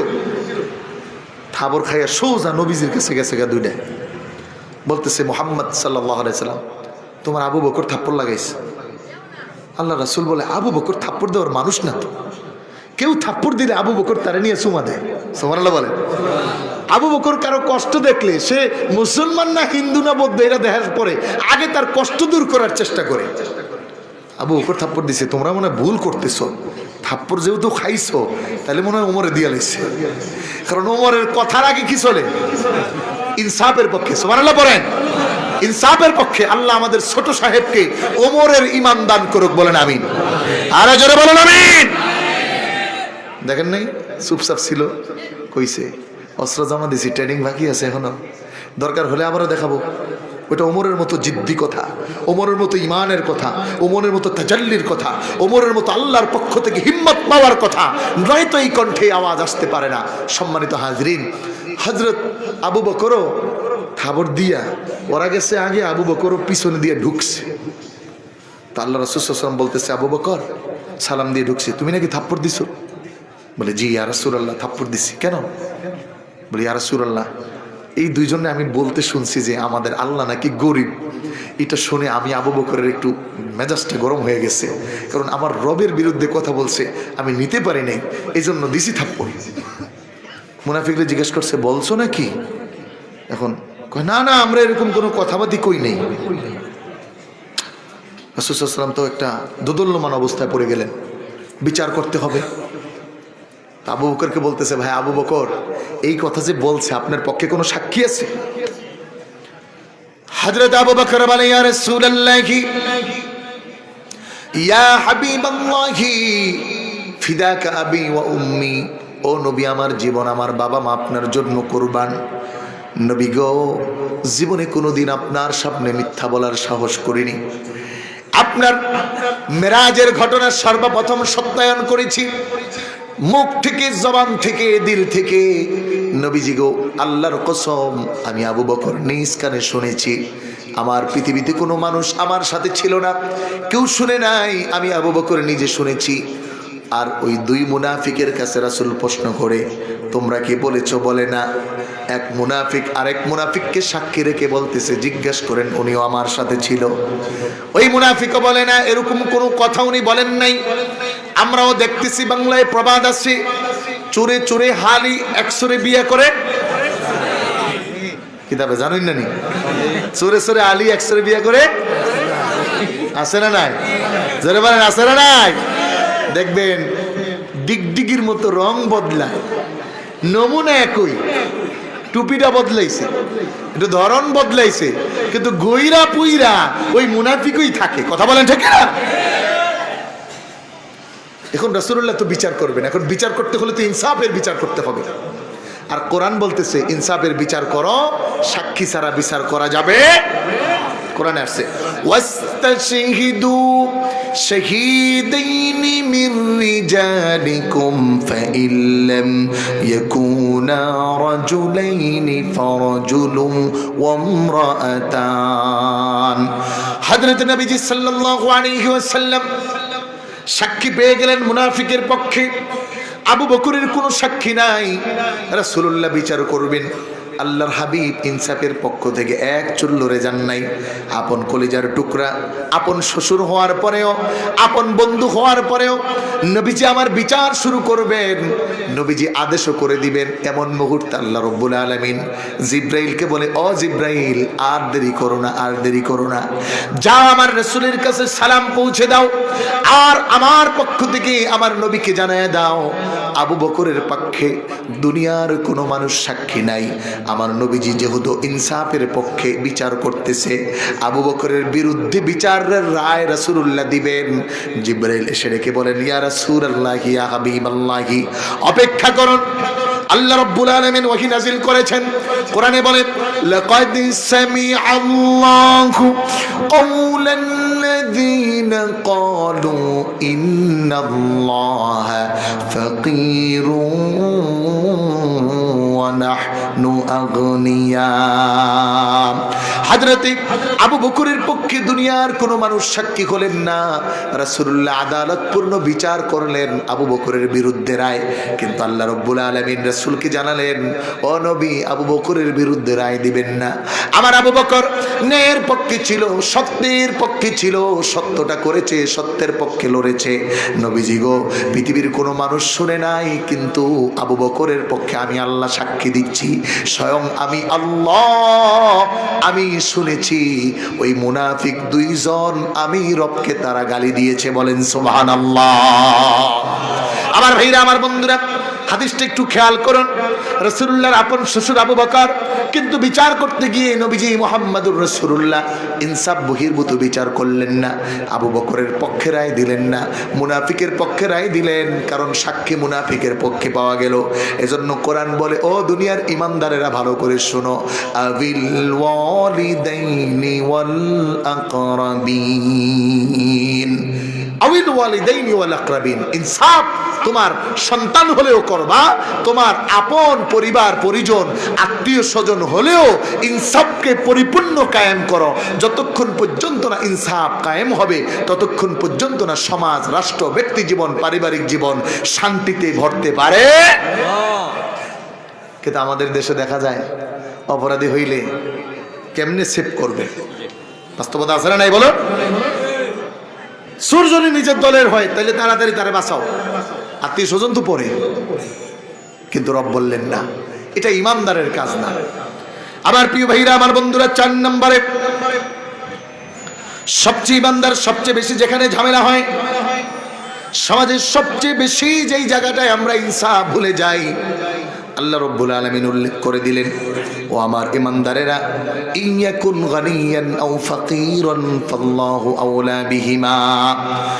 আমার ইমানদার বান্দারা, যদি লোকটা ধনী হয় ফাল্লাহু আওলা বিহিমা, তুমি তোমার রবকে পাইরুটি দাও।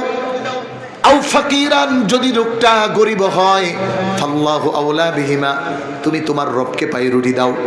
রাসূলুল্লাহর কলিজার টুকরা সন্তান হযরতে ফাতেমাতুজ জোহরা রাদিয়াল্লাহু তাআলা আনহা। সম্মানিত ভাইরা আমার, মাখজুমি গোত্রের একটা ধনী মহিলা চুরি করলো। চুরির বিধান হলো হাত কেটে দেওয়া।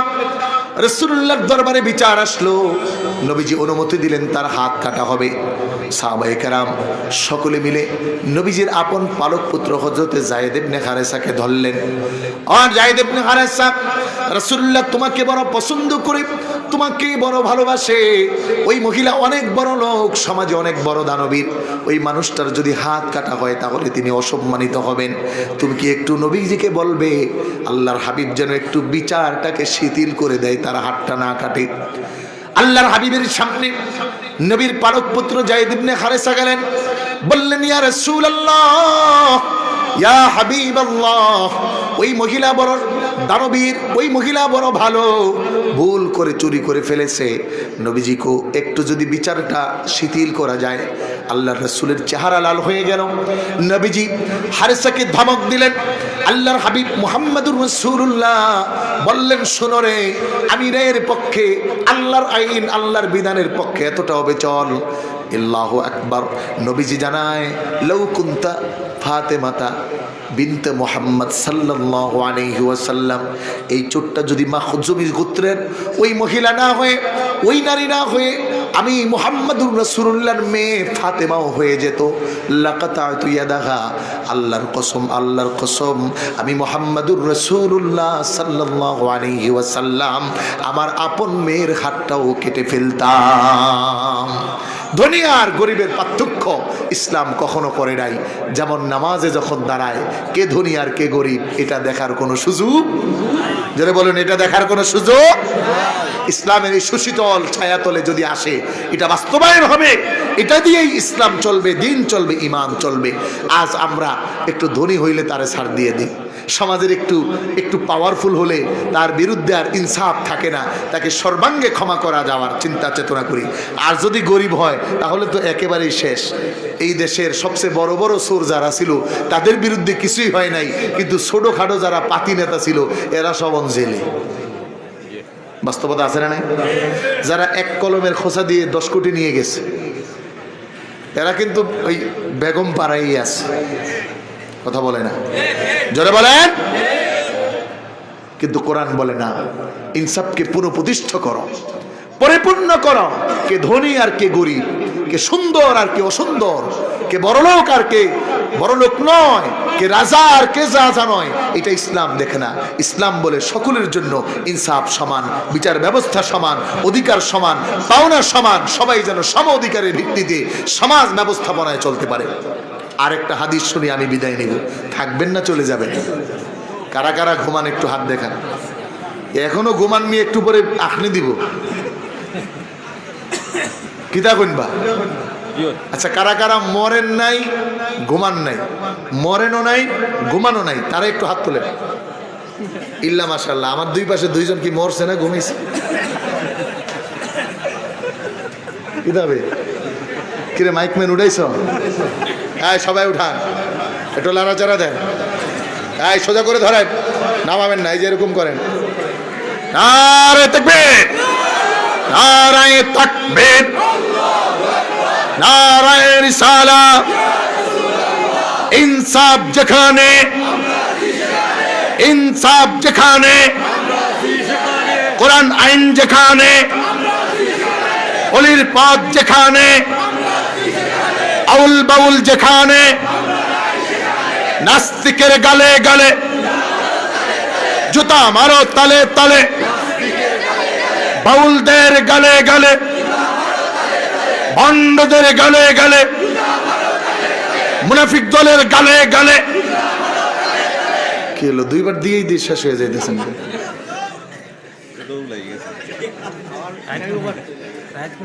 আপনি আবার টান পড়ে যাইব নি?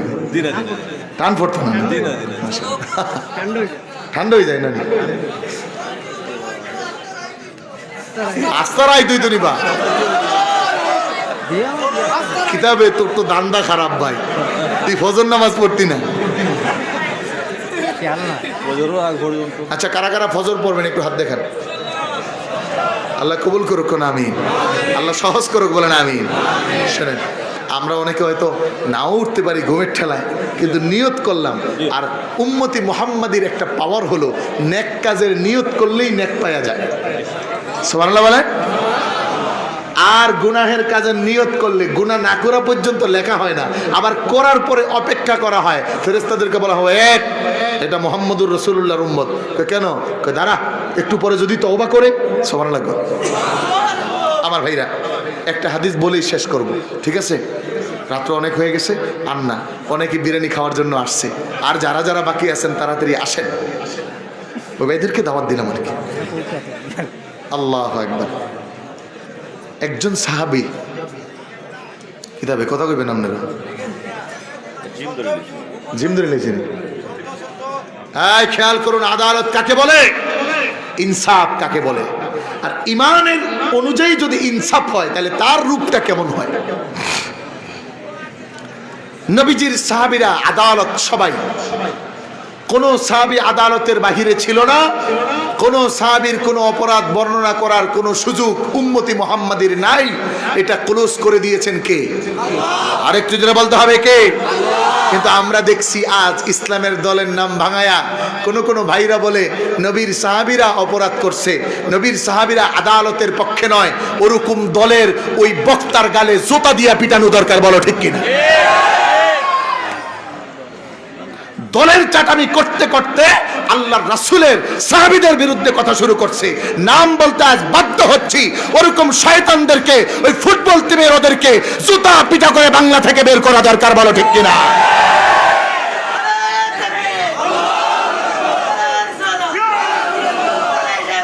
আমার ভাইরা, রাসূলের সাহাবীরা আদালত না, আর ওনার দলের হেরা আদালত। সুরের ঘরের সুর, কথা কয় না? আজ ওরা বলেন ঠিক কিনা?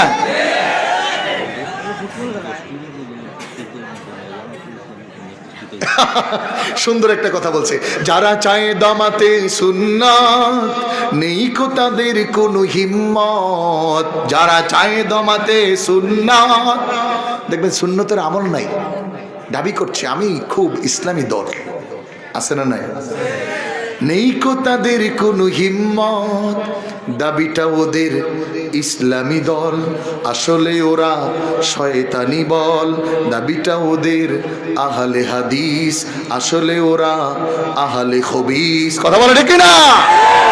দাবিটা ওদের ইসলামী দল, আসলে ওরা শয়তানি বল। দাবিটা ওদের আহলে হাদিস, আসলে ওরা আহলে খবিস। ওদেরকে আমরাই রুখবো। আল্লাহু আকবার বলো, সবাই বলো, ওদেরকে আমরাই রুখবো, অলিদের পথ কবু মানবো, রাসূলের মত কবু ধরবো। রাজি আছো কারা কারা? হাত তুলে দেখাও। নারে তাকবীর। আল্লাহ কবুল করুক, বলুন আমিন। রাসূলের পথ কবু মানবো, অলিদের পথ কবু ধরবো, পরকালে জান্নাত পাইবো পাইবো পাইবো পাইবো, পরকালে মুক্তি পাইবো। কথা বলা ঠিক কিনা? তালামিজি ইসলামিয়ার কর্মীরা দুনিয়ার 500 টাকা খাবার জন্য আর কোন ইউনিটের নেতা হওয়ার জন্য এই সংগঠনে আসে না। কথা বলো ঠিক কিনা? আল্লাহ এবং আল্লাহ রাসূলের মহাব্বত, এটার জন্যই তারা আগায়। আল্লাহ আমাদের এই দিলকে ভরুক, বলেন আমিন। আমাদের অন্তরকে নবীর মহাব্বত দিয়ে ভরুক, আমিন। হাদিসটা আদালত, হযরত ওমরের সিজন চলতেছে, প্রেসিডেন্ট ওমর। তো একজন সাহাবী, নাম হলো হযরত সাঈদ বিন আমির রাদিয়াল্লাহু তাআলা আনহু, তাকে হিমস একটি শহর, ওটার গভর্নর করে দিলেন। কথা বললে কিন্তু আপনি দিব না, এদিক তাকান, কেউ আওয়াজ করবো না ভাই, প্লিজ সাইলেন্ট মোড। সম্মানিত প্রিয় ভাইরা আমার, যুবক বন্ধুরা, আগামী দিনের রাষ্ট্রনায়ক হবে তুমি। আগামী দিনের তুমি হবে একজন মেয়র, আগামী দিনে তুমি হবে একজন চেয়ারম্যান। তোমার হাতে ক্ষমতা যাবে। যদি কোনোদিন এই শাসন ক্ষমতার দায়িত্ব পাও, কতটা ইনসাফ আর আদালত পূর্ণ হতে হয় হাদিসটা শুনে নাও। হযরত ওমরের রাজমহল থেকে হিমস এলাকার গভর্নরে নিযুক্ত করা হলো হযরতে সাঈদ ইবনে আল্লাহর হাবিবের সাহাবী রাসূলুল্লাহ সাল্লাল্লাহু আলাইহি ওয়াসাল্লামের সাহাবী হযরতে সাঈদ বিন আমির রাদিয়াল্লাহু তাআলা আনহুকে তিনি হিমসের গভর্নরের দায়িত্ব পালন করতেছেন। কিছুদিন পরে হিমসের কিছু মানুষ হযরত ওমরের কাছে আসলো, এসে বলে, আমিরুল মুমিনিন, খলিফাতুল মুসলিমিন ও আমিরুল মুমিনিন, আপনি আমাদের কাছে যেই গভর্নর নিযুক্ত করেছেন ওই গভর্নরের ব্যাপারে আমাদের কিছু অভিযোগ আছে। হযরত ওমর বললেন, এত ভালো একজন গভর্নর নিযুক্ত করলাম, এত বেশি আমানতদার একজন গভর্নর নিযুক্ত করলাম, কি অভিযোগ তোমরা নিয়ে আসছো একটু আমাকে বলো। ওই মানুষগুলো অভিযোগ দিল, হিমসের গভর্নর যাকে করেছেন হযরতে আমির বিন সাঈদ রাদিয়াল্লাহু তাআলা আনহু, তার এক নম্বর অভিযোগ হলো তিনি যথা সময় অফিসে আসতে পারেন না, প্রতিদিন 10 মিনিট 5 মিনিট তার দেরি হয়ে যায়। হযরত ওমর বলে, আর কি অভিযোগ বলো। বলা হলো তিনি প্রতিদিন মাগরিবের পরে দরজাটা লাগিয়ে দেয় আর দরজা খোলে না। আর কি অভিযোগ বলো। জারাগাল বলল, তিনি মাঝে মাঝেই আমরা দেখি মুরগির মতো মাটিতে পড়ে গলা কাটা মুরগির মতো লাফালাফি করে, মনে হয় লোকটা পাগল হয়ে যায়। হিমসের গভর্নরের কাছে, হিমসের গভর্নরের বিরুদ্ধে ওমরের কাছে অভিযোগ দেওয়া হলো 4টা। ওমর বলেন, 4 নম্বর অভিযোগ বলো। ওই মানুষগুলো বলল, সপ্তাহে একদিন ওই আমির বিন সাঈদ অফিস করতে আসে না। হযরত ওমর আমির বিন সাঈদকে চিঠির মাধ্যমে আগমন করালেন মদিনা আল মুনাওয়ারায়। প্রশ্ন করা হলো, ও আমির বিন সাঈদ, আমি তোমাকে তো অনেক ভালো জানি, তুমি বড় আল্লাহভীত একজন মানুষ, তোমাকে হিমসের গভর্নর বানানো হলো, কিন্তু তুমি নাকি 4 দোষে দোষী হয়েছ। হযরতে আমির বিন সাঈদ বলেন, ও আমিরুল মুমিনিন, কি অপরাধ আমার? 1 নম্বর অপরাধ হলো তুমি নাকি প্রতিদিন অফিসে দেরি করে আসো। হযরতে আমির বিন সাঈদ বলেন, ও আমিরুল মুমিনিন, এই অপরাধটা আমার মধ্যে আছে। আবার 4টি প্রশ্ন করা হলো, এই 4টা অপরাধ তোমার মধ্যে আছে কিনা? হযরতে আমির বিন সাঈদ বললেন, হ্যাঁ, তবে আমিরুল মুমিনিন যদি আপনি অনুমতি দেন আমি এই 4টি প্রশ্নের উত্তর আপনাকে আমি দিতে চাই। 1 নম্বর প্রশ্নের উত্তর শুনুন। আমি প্রতিদিন অফিসে দেরি করে যাওয়ার একটাই মাত্র কারণ, আমি ওই এলাকার গভর্নর হওয়ার পরেও আমার বাসায় কোনো কাজের মানুষ নেই, আমার পরিবারটা অসুস্থ, আমি নিজেই রুটির খামার বানাতে হয়, আমি নিজ হাতে রুটি বানাতে হয়, আমি আমার পরিবারকে রুটি খাওয়াতে হয়, আমি নিজেও খেতে হয়। ও আমিরুল মুমিনিন, বলুন তো আপনি, আমি যে একজন আমার বাড়িতে কাজের লোক রাখবো এই অর্থটা কোথায় থেকে আমি নিব? এই জন্য কাজের লোক না থাকার কারণে আমি প্রতিদিন অফিসে আসতে আমার একটু দেরি হয়ে যায়। হযরত ওমর বললেন, 2 নম্বর অভিযোগের জবাব দাও। আমির বিন সাঈদ বললেন, ও আমিরুল মুমিনিন, খলিফাতুল মুসলিমিন, প্রতিদিন মাগরিবের পরে আমি আমার দরজাটা লাগিয়ে দিই, কারণ হলো এই দুনিয়ায় আমাকে আপনি যেই দায়িত্ব দিয়ে পাঠিয়েছেন সারাদিন আমি আমার দায়িত্ব পালন করি, কিন্তু সন্ধ্যার পরে আমি কোনো দুনিয়ার মানুষের দায়িত্ব পালন করি না। সন্ধ্যার পরে আমি আমার রব আল্লাহর কাছে জিম্মায় চলে যাই, সারা রাত্রে দাঁড়িয়ে দাঁড়িয়ে আমি আমার রবের কুদরতি কদমে মাথা লুটিয়ে দেই। হযরত ওমর চোখে পানি আসার অবস্থা, ওমর হতভম্ব। আর যে আমির বিন সাঈদের বিরুদ্ধে অভিযোগগুলো আনলো এমন জবাব দিচ্ছেন। 3 নম্বর অভিযোগের জবাব দিলেন, ও আমিরুল মুমিনিন, খলিফাতুল মুসলিমিন, প্রতি সপ্তাহে আমার একদিন আসতে দেরি হয়, কারণ কি জানেন? কারণ এই আমার শরীরে যেই কাপড়টা দেখতেছেন এই কাপড়টা ছাড়া আমার আর কোনো জামা কাপড় নাই। ওই একদিন আমি জামাটা ধুতে হয়, সারাটা দিন শুকাতে চলে যায়, আমার কারণে বেশি সময় চলে যায়, এই জন্য আমি ওই দিন অফিস করতে পারি না, জনগণের সেবা দিতে পারি না। হযরত ওমরের চোখ থেকে পানি পড়ে গেল। 4 নম্বর অভিযোগের আমির বিন সাঈদ দিলেন, ও খলিফাতুল মুসলিমিন শুনুন, 4 নম্বর অভিযোগ দিয়েছেন, মাটিতে পড়ে গড়াগড়ি কেন খায়? আমার মনে বড় ভয় হয়ে যায়। হযরতে খাব্বাবকে যখন কাফেরেরা কতল করেছিল, শহীদ করেছিল, আমি আমির বিন সাঈদ ওই জায়গাতে অবস্থান করেছিলাম। ওই দিন আমার ঈমান ছিল না, আমি বেঈমান ছিলাম, আমি কাফের ছিলাম। যখনই হযরত খাব্বাবের কথা আমার স্মরণ হয়, আমি আর আমার নিজেকে ধরে রাখতে পারি না। কিয়ামতের দিন যদি আল্লাহ প্রশ্ন করেন, ও আমির বিন সাঈদ, ওই দিন তো তুমি খাব্বাবের পক্ষে, ঈমানের পক্ষে দাঁড়াও নাই। ওই কথা মনে হওয়ার পরে আমি মাটিতে মুরগির মতো, গলা কাটা মুরগির মতো লাফালাফি করি।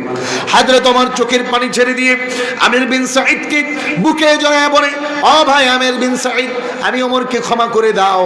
আল্লাহর কসম, যতদিন আমি ওমরের শাসন ব্যবস্থায় তোমার মতো আদালতপূর্ণ, ইনসাফপূর্ণ, মানুষের হক বুঝার মতো শাসক থাকবে, আল্লাহর কসম এই দুনিয়ায় কোনোদিন মানুষের অধিকার খর্ব হবে না। তাদের জীবন আর আমাদের জীবন, নিজের কাজ নিজে করে, একটা জামা দিয়েই জীবন চালায়, নিজের অফিসে প্রতিদিন ডিউটি পালন করে, নিজের জামা নিজে ধোয়। আর আমাদের তো এখন আঙ্গুল ফুলে কলা গাছ হয়। 70 টাকার মানুষ এখন 20,000 টাকার জুতাই পরে। কথা বুঝেন নাই? যে আগে ক্যান্টিনে খাইতে পারে নাই, ও দেখি এখন প্যারাডু গাড়িতে চলে। এই বুঝি আদালত? এই বুঝি ইনসাফ?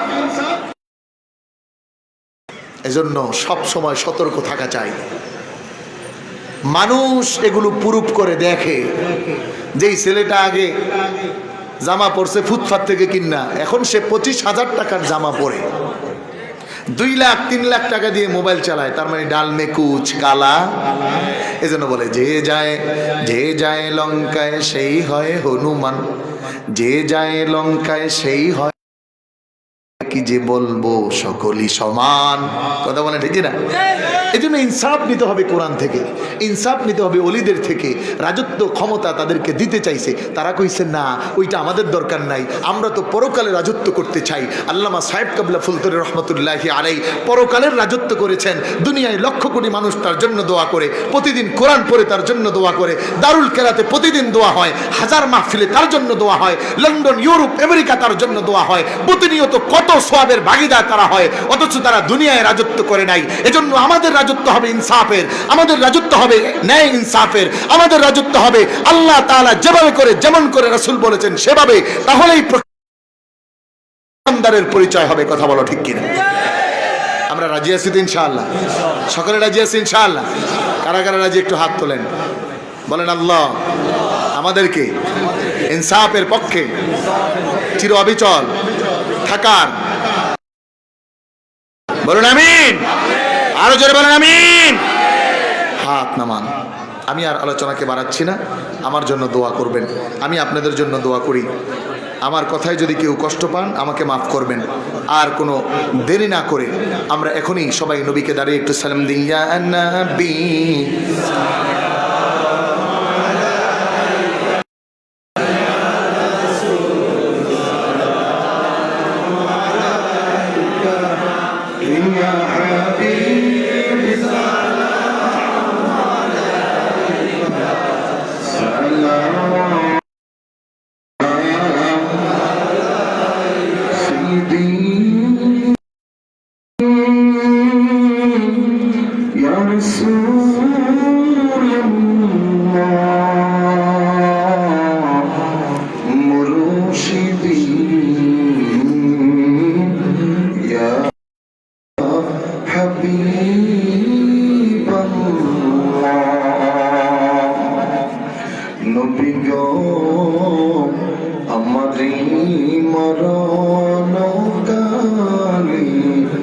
আমি তোমাকে নিকটে পেলে হইবে গো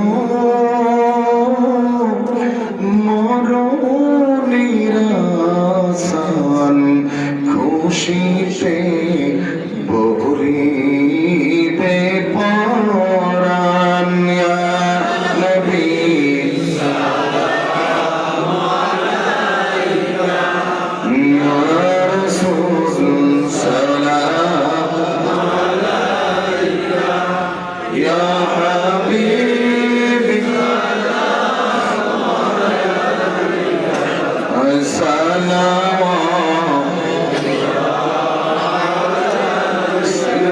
عليك يا رسول الله মুর্শিদি ইয়া হাবিবাল্লাহ নবী গো আপনি যে নূরের নবী নিখিলের দেনের ছবি আপনি নাম এলে দুনিয়ায় আধারে ডুবিত সবে নবী সালাম ইয়া রাসূলুল্লাহ ইয়া হাবিবি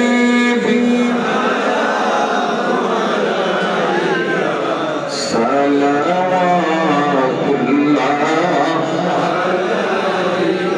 আমরি মরণে হইব একা হে নবী কবরে থাকি হাসরে কাঁদিব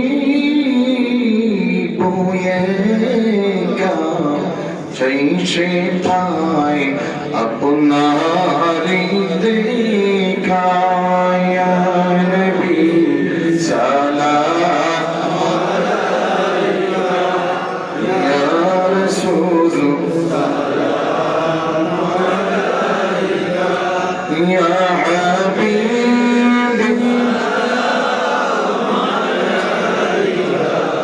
সালাওয়াতুল্লাহ على النبي كماله شفت الدجى بجماله حسنت جميع خصاله صلوا عليه وآله وبارك صل على مصطفى مجيد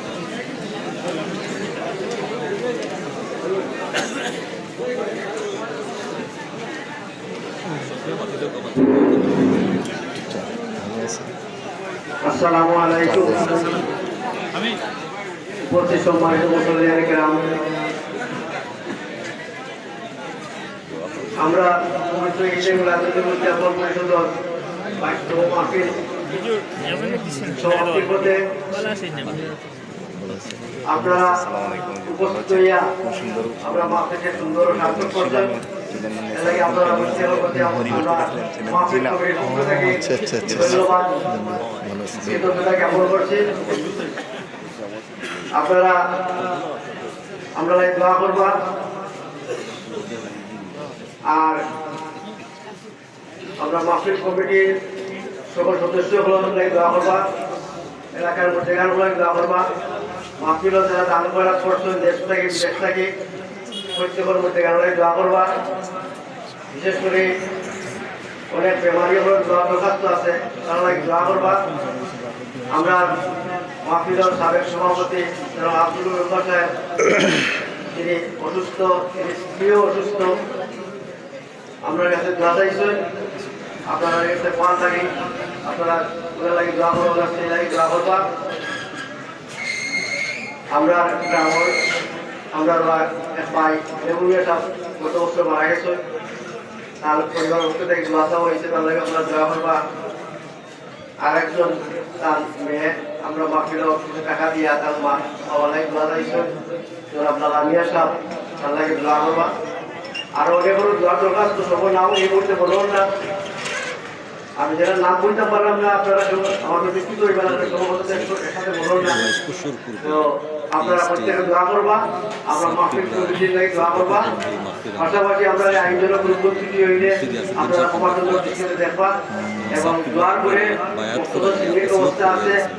আমরা আশা করব সবার পুষ্প এর বড় যদি কেউ আইন আসে আমরা বিরক্ত হইবা না। করা যায় না। যাই হোক, আমরা আপনাকে সকলের কাছে দোয়া চাইলাম এবং মাহফিল কমিটির এই মাহফিলটা আপনার এই প্রতি বছর আপনারা উৎসাহ উদ্দীপনে আমরা প্রতি বছর আয়োজন করতাম। আগামী তো অব্যাহত থাকতো, দোয়া করতাম। সকলের উপস্থিতিতে ধন্যবাদ। আমরা শেষ বক্তা জনাব সালেহ সাহেবের উপস্থিত আমরা মাহফিলে উপস্থিত হয়েছেন এবং সুন্দর সারকর্ম বক্তব্য আসছেন। আপনারা নিশ্চয়ই আপনারা ভালো লাগছে। আরো দীর্ঘক্ষণ কথা হইলে আপনারা হয়তো ভালো হয়ে বা কিছু কাজ করে হয়ে যেতে আমরাও আজকে এই ওনার মূল্যবান বক্তব্য সমাপ্তি করে গেছি। আর আরো যারা আমরা ওলামাকে উপস্থিত প্রত্যেক সুস্বাস্থ্য জনাব সালেহ সুস্বাস্থ্য সহ আপনাদের সকলের সুস্বাস্থ্য কামনা করলাম। আপনারা আপনারা দোয়া করবেন, আমরা আপনারা দোয়া করবো। আসসালামু আলাইকুম।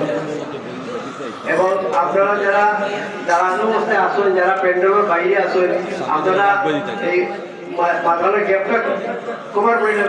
আমরা সিমি কিন্তু প্যান্ডেলের ভিতরে বাঁটবো, এই হিসাবে আপনারা লাইন বা দিলেন মানুষ সমস্ত লাইন করে নেন। আমরা লাইনে দিলাইব, আপনারা একটু সহযোগিতা করবো আমরা। এবং তারা যারা আসবেন আপনারা ভিতরে নামাই আমরা সিমি দিতে অসুবিধা হইব। আমরা মূল প্যান্ডেলের ভিতরে নামাই আমরা সিমি ব্যাপারটা নাই। আর আমরা মাহফিল কমিটির সম্মানিত সদস্যকে অনুরোধ করবো, দোয়ার করেও আপনারা সিমি পাঠান না তো আপনারা নেইবাগিয়া এবং যে যেটা করার আপনারা সিদ্ধান্ত নিয়ে চেষ্টা করবা, আপনারা আমাদের কন্ট্রোল করে নেবা। সকলে ধন্যবাদ। আসসালামু আলাইকুম। ঠিক আছে, আওয়াজ করা যাবে না। যে ভাইরা দাঁড়িয়ে আছেন, এই যে এই পাশে একটু জায়গা আছে, একটু সামনে দিয়ে যদি বসে যেতেন অথবা ওখানেই বসে যান, যেখানে আছেন ওখানে বসেন, ওখানে বসেন, আপনারা বসেন, পাবেন, আপনাদের অভাব নেই। কাশি কাফন এটা আল্লাহর ওলির ওসিহতের মাহফিল। 22 বছর আগে এখানে সাহেব কেবলা রহমতুল্লাহি আলাইহি এই এলাকার মানুষদেরকে বায়াত দিয়ে মুরিদ বানিয়ে দোয়া করে গেছেন এই ঈদে মিলাদুন্নবী উদযাপন কমিটির জন্য। বিশ্বাস রাখেন এখানে কোনোদিন অভাব পড়বে না, এটা কখনো বন্ধ হবে না। এজন্য আপনারা বসেন, সবাই বসেন, যুবক ভাইরা বসেন। যদি না বসেন তাহলে বুঝবো আপনার ধান্দা খারাপ, বেশি নেওয়ার ধান্দায় আইছে।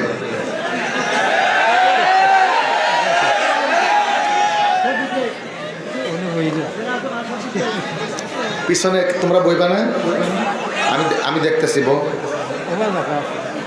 দুইটা কেউ নিবি নাকি? দুইটা কিরে, তুই দুইটা নিবি? দুইটা নেওয়া যাবে না, দুইটা নেওয়া হারাম। কর্তৃপক্ষের সিদ্ধান্ত হলো একটা, এই জন্য একটা জায়েজ। ওইটা খাইলে শিফা হবে, পেটের রোগ ভালো হবে, শারীরিক অনেক অসুস্থতা যাবে। আর দুইটা নিয়ে খাইলে বদহজম হবে। ঠিক আছে তো ইনশাআল্লাহ? সবাই আমরা বসবো, সকলেই বিসমিল্লাহ সহ সূরা ফাতিহা পড়ুন একবার। বিসমিল্লাহ, আলহামদুলিল্লাহ।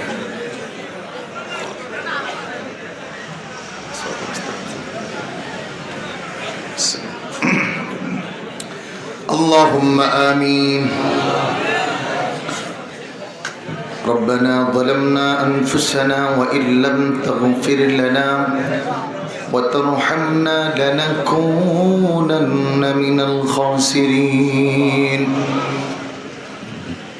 ربنا لا تزغ قلوبنا بعد إذ هديتنا وهب لنا من لدنك رحمة إنك أنت الوهاب. رب ارحمهما كما ربياني صغيرا. رب العالمين মহিয়ান গরিয়ান সর্বশক্তিমান দয়ালু দাতা মেহেরবান মালিক, গভীর রজনী পৃথিবীর সব দরজাগুলো বন্ধ হয়েছে। ও দয়াময় আল্লাহ, তুমি মালিকের রহমের দরজা খুলে দেওয়া হয়েছে। আর রব্বুল আলামিন জীবনের তামাম গুনার সেগুলো মাথায় নিয়ে তোমার দরবারে হাত তুলে দিয়েছি। আল্লাহ তাআলা, জীবনে এমন কতগুলো অপরাধ হয়েছে, দুনিয়ার মানুষ যদি জানতো আমার গলায় জুতার মালা পরায় দিত। আল্লাহ, জেনে না জেনে, বুঝে না বুঝে আলোতে আধারে মানুষের গোচরে বন্ধু বান্ধবের ধোকায় পড়ে নফসের তাড়নায় পড়ে যত অপরাধ করেছে গো মালিক মেহেরবানি করে নবীজির কদম মোবারকের উসিলায় জীবনের তামাম গুনাহগুলো তুমি মাফ করে দাও রব্বুল আলামিন। মালিক আমি জানি না এত বড় জনসমুদ্রের এখানে 3 শ্রেণীর মানুষ আমরা বসে আছি, কে জানি আমি অদমের মতো মা বাবার হারায়া হাত তুলেছি। আয় আল্লাহ, আজ থেকে প্রায় কত বছর আগে বাবাকে হারালাম, এতদিনের মধ্যে বাবা বলে আর কাউকে ডাকতে পারি না। আয় আল্লাহ, প্রতিদিন 100,000 মানুষ নিয়ে হাত তুললে বড় মনে পড়ে যায়। আব্বা বলতেন আমরা যেই দিন থাকবো না ওই দিন আমাদের জন্য দোয়া করবি, না জানি আমার বাবা আজকে জাহান্নামের আযাবের ফয়সালা আল্লাহ ও দয়ার মালিক আল্লাহ, না জানি আমাদের মা জননী জাহান্নামের আযাবে। ও আল্লাহ, আব্বা আম্মা যাদের কবরে আমি অধমের মতো এতিম হয়ে হাত তুলে দিয়েছে, আজকের দোয়ার পর থেকে এই দোয়াকে উসিলা করে আমাদের প্রত্যেকের বাবা আমার কবরকে তুমি জান্নাতের বাগান বানায়া দাও।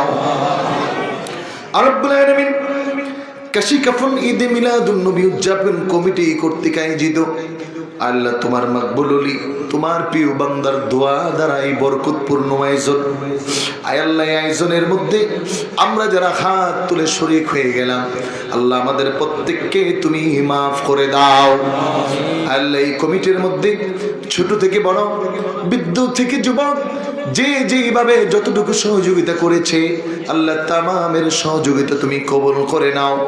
আল্লাহ বিশেষ করে বিদেশের মাটিতে বসে প্রবাসী সন্তানগুলো যতটুকু সহযোগিতার হাত বাড়িয়েছে আয় আল্লাহ এই প্রত্যেকটা সন্তানের কাছেও তোমার কুদরতি সহযোগিতা তুমি পৌঁছে দাও। রব্বুল আলামিন খাস করে অত্র এলাকার যতগুলো মানুষ এলাকার কবরস্থানে শায়িত আছে আল্লাহ তামামের কবরে কবরে সওয়াব পৌঁছে দাও। আল্লাহ খাস করে আমাদের পীর মুর্শিদ আল্লামা সাহেব কিবলা ফুলতুরি রহমাতুল্লাহি আলাইহির কবরের দারাজ কবরের মাকানকে তুমি বাড়ায়া দাও। আল্লাহ সিনের জমিনের দাদা হুজুর মরহুম হুজুর দয়, আয় আল্লাহ আমার দাদা আমার বাবা মরহুম দয়, আল্লাহ তাদের কবরের দরাজাতকে তুমি বুলন্দ করে দাও। আয় আল্লাহ বাংলার জমিনে শাহজালাল, শাহ পরান, শাহ মাকদুম, শাহ ইখতিয়ার, শাহ বখতিয়ার, শাহ খানজাহান আলী থেকে শুরু করে যত হক পীর মাশায়েখ ঘুমিয়ে আছেন আল্লাহ তামামের কবরে কবরে সওয়াব পৌঁছায়া দাও।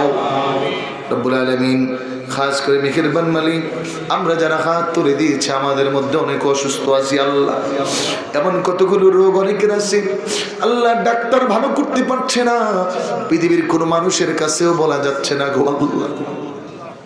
আল্লাহ আপনি তো আহকামুল হাকিমিন, আপনি তো কাদিরুল কুদরত, আল্লাহ আপনি আমাদেরকে পরিপূর্ণ শিফা দান করেন। আল্লাহ তাআলা বিশেষ করে অত্র এলাকার অনেকের জন্য দোয়া চেয়েছে আল্লাহ। আমার প্রিয় ভাই আক্কাস ভাই বারবার যোগাযোগ করেছে, বাবা মার জন্য খাস দোয়া চেয়েছে, ভাই বন্ধু যারা বাহিরে আছে, এমন করে এলাকার যতগুলো মানুষ ইউরোপ আমেরিকায় পড়ে আছে আল্লাহ প্রত্যেকটা সন্তানকে আপনার হাতে সফরদ করে দিলাম, আল্লাহ আপনি তাদের হেফাজতকারী হয়ে যান। আল্লাহ ওদের কামাই রুজিতে বরকত বাড়াইয়া দেন, আল্লাহ দিনের তোরে ওদের এই দানকে আরো বাড়াইয়া দেন। আল্লাহ খাস করে এলাকার যতগুলো যুবক হাত তুলেছে আল্লাহ প্রত্যেকটা যুবককে আপনি নামাজি ইমানদার বানায়া দেন। আল্লাহ খাস করে বড় সাহেবের হায়াতে বরকত দেন, এই নিয়ামত আমাদের মধ্যে আরো বাড়ায়া দেন। আল্লাহ সকল সাহেব যাদের হায়াতে বরকত বাড়ায়া দেন। আল্লাহ যতদিন বাঁচি ততদিন ওলিদের পথে মতে রাসূলুল্লাহর অনুসরণ করে চলার তৌফিক দেন। আয় আল্লাহ এই মজলিসে অনেকে দোয়া চেয়েছে, বিশেষ করে হাসপাতাল থেকে খবর আসছে আয় আল্লাহ একটি সন্তানের ব্লাড দরকার, আরেক ভাই অসুস্থ, লাইফ থেকে আরেক ভাই দোয়া চেয়েছে আল্লাহ খাস করে আপনার কাছে ফরিয়াদ আল্লাহ আমরা যেই নিয়তে বলছি আপনি তামাম নিয়তগুলো পূরণ করেন আল্লাহ। আল্লাহ আমাদের প্রত্যেকের প্রয়োজনের আয়োজন করে দেন আল্লাহ। আল্লাহ আমাদের উস্তাদবর্গ যারা জীবিত আছে তাদের হায়াত বাড়ায় দেন আল্লাহ। খাস করে ডক্টর কফিলউদ্দিন সরকার সারি হুজুর সহ আল্লাহ আমার প্রিয় উস্তাদ মাথার তাজ দারুন নেজাত প্রিন্সিপাল হুজুরের হায়াতে বরকত দেন আল্লাহ। আল্লাহ হুজুরের খেদমতগুলোকে কবুল করে আল্লাহ আমাদেরকে হুজুরের যোগ্য ছাত্র বানায় দেন আল্লাহ। খাস করে আমাদের সন্তানগুলো আমাদের জন্য জাহান্নামের কারণ করবেন না আল্লাহ গো। আমাদের সন্তানগুলো আমাদের জন্য দোয়াকারী বানায় দেন আল্লাহ। বাড়িতে মা বোনেরা হাত তুলেছি, জানি না ঘুমানি কোন মা কি আশা কি চাওয়া কি বলে তোমার কাছে চাইতেছে। আয় আল্লাহ আমার প্রত্যেকটা মা বোনকে রাবিয়া বুসরির মতো ইবাদতকারী বানায় দেন, মা খাদিজার মতো আয় আল্লাহ তাআলা মা খাদিজার মতো স্বামী ভক্ত বলা বানায় দেন আল্লাহ। মা ফাতেমাতুজ জোহরা রাদিয়াল্লাহু তাআলা আনহার মতো স্বামীর খেদমত করার তৌফিক দান করে দেন আল্লাহ। অনেক বোনরা অর্থ দিয়ে সহযোগিতা করেছে আল্লাহ, যেই বোনরা যেটুকু দান করেছে যে যেখানে আছে আল্লাহ প্রত্যেকটা বোনকে তোমার হাতে সুপরদ করলাম আল্লাহ। তাদের দান কবুল করে তুমি তাদেরকে হেফাজত করে নাও। একটা মিনিট ছেড়ে দিলাম, আপনার ভাষায় আপনি আল্লাহ তাআলাকে বলুন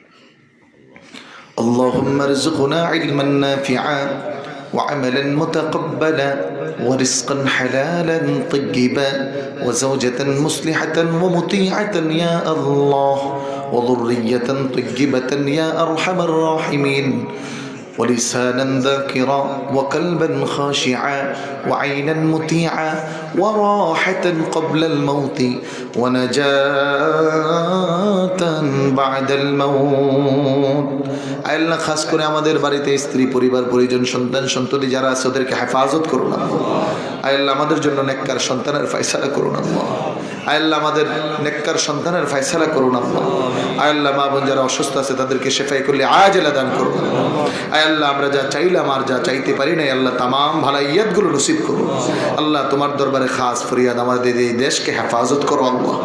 আল্লাহ মুনাফিকদের হাত থেকে হেফাজত করো, হিংসুকের হাত থেকে হেফাজত করো আল্লাহ। যোগ্য একজন শাসক আমাদের দেশে তুমি দান করো আল্লাহ।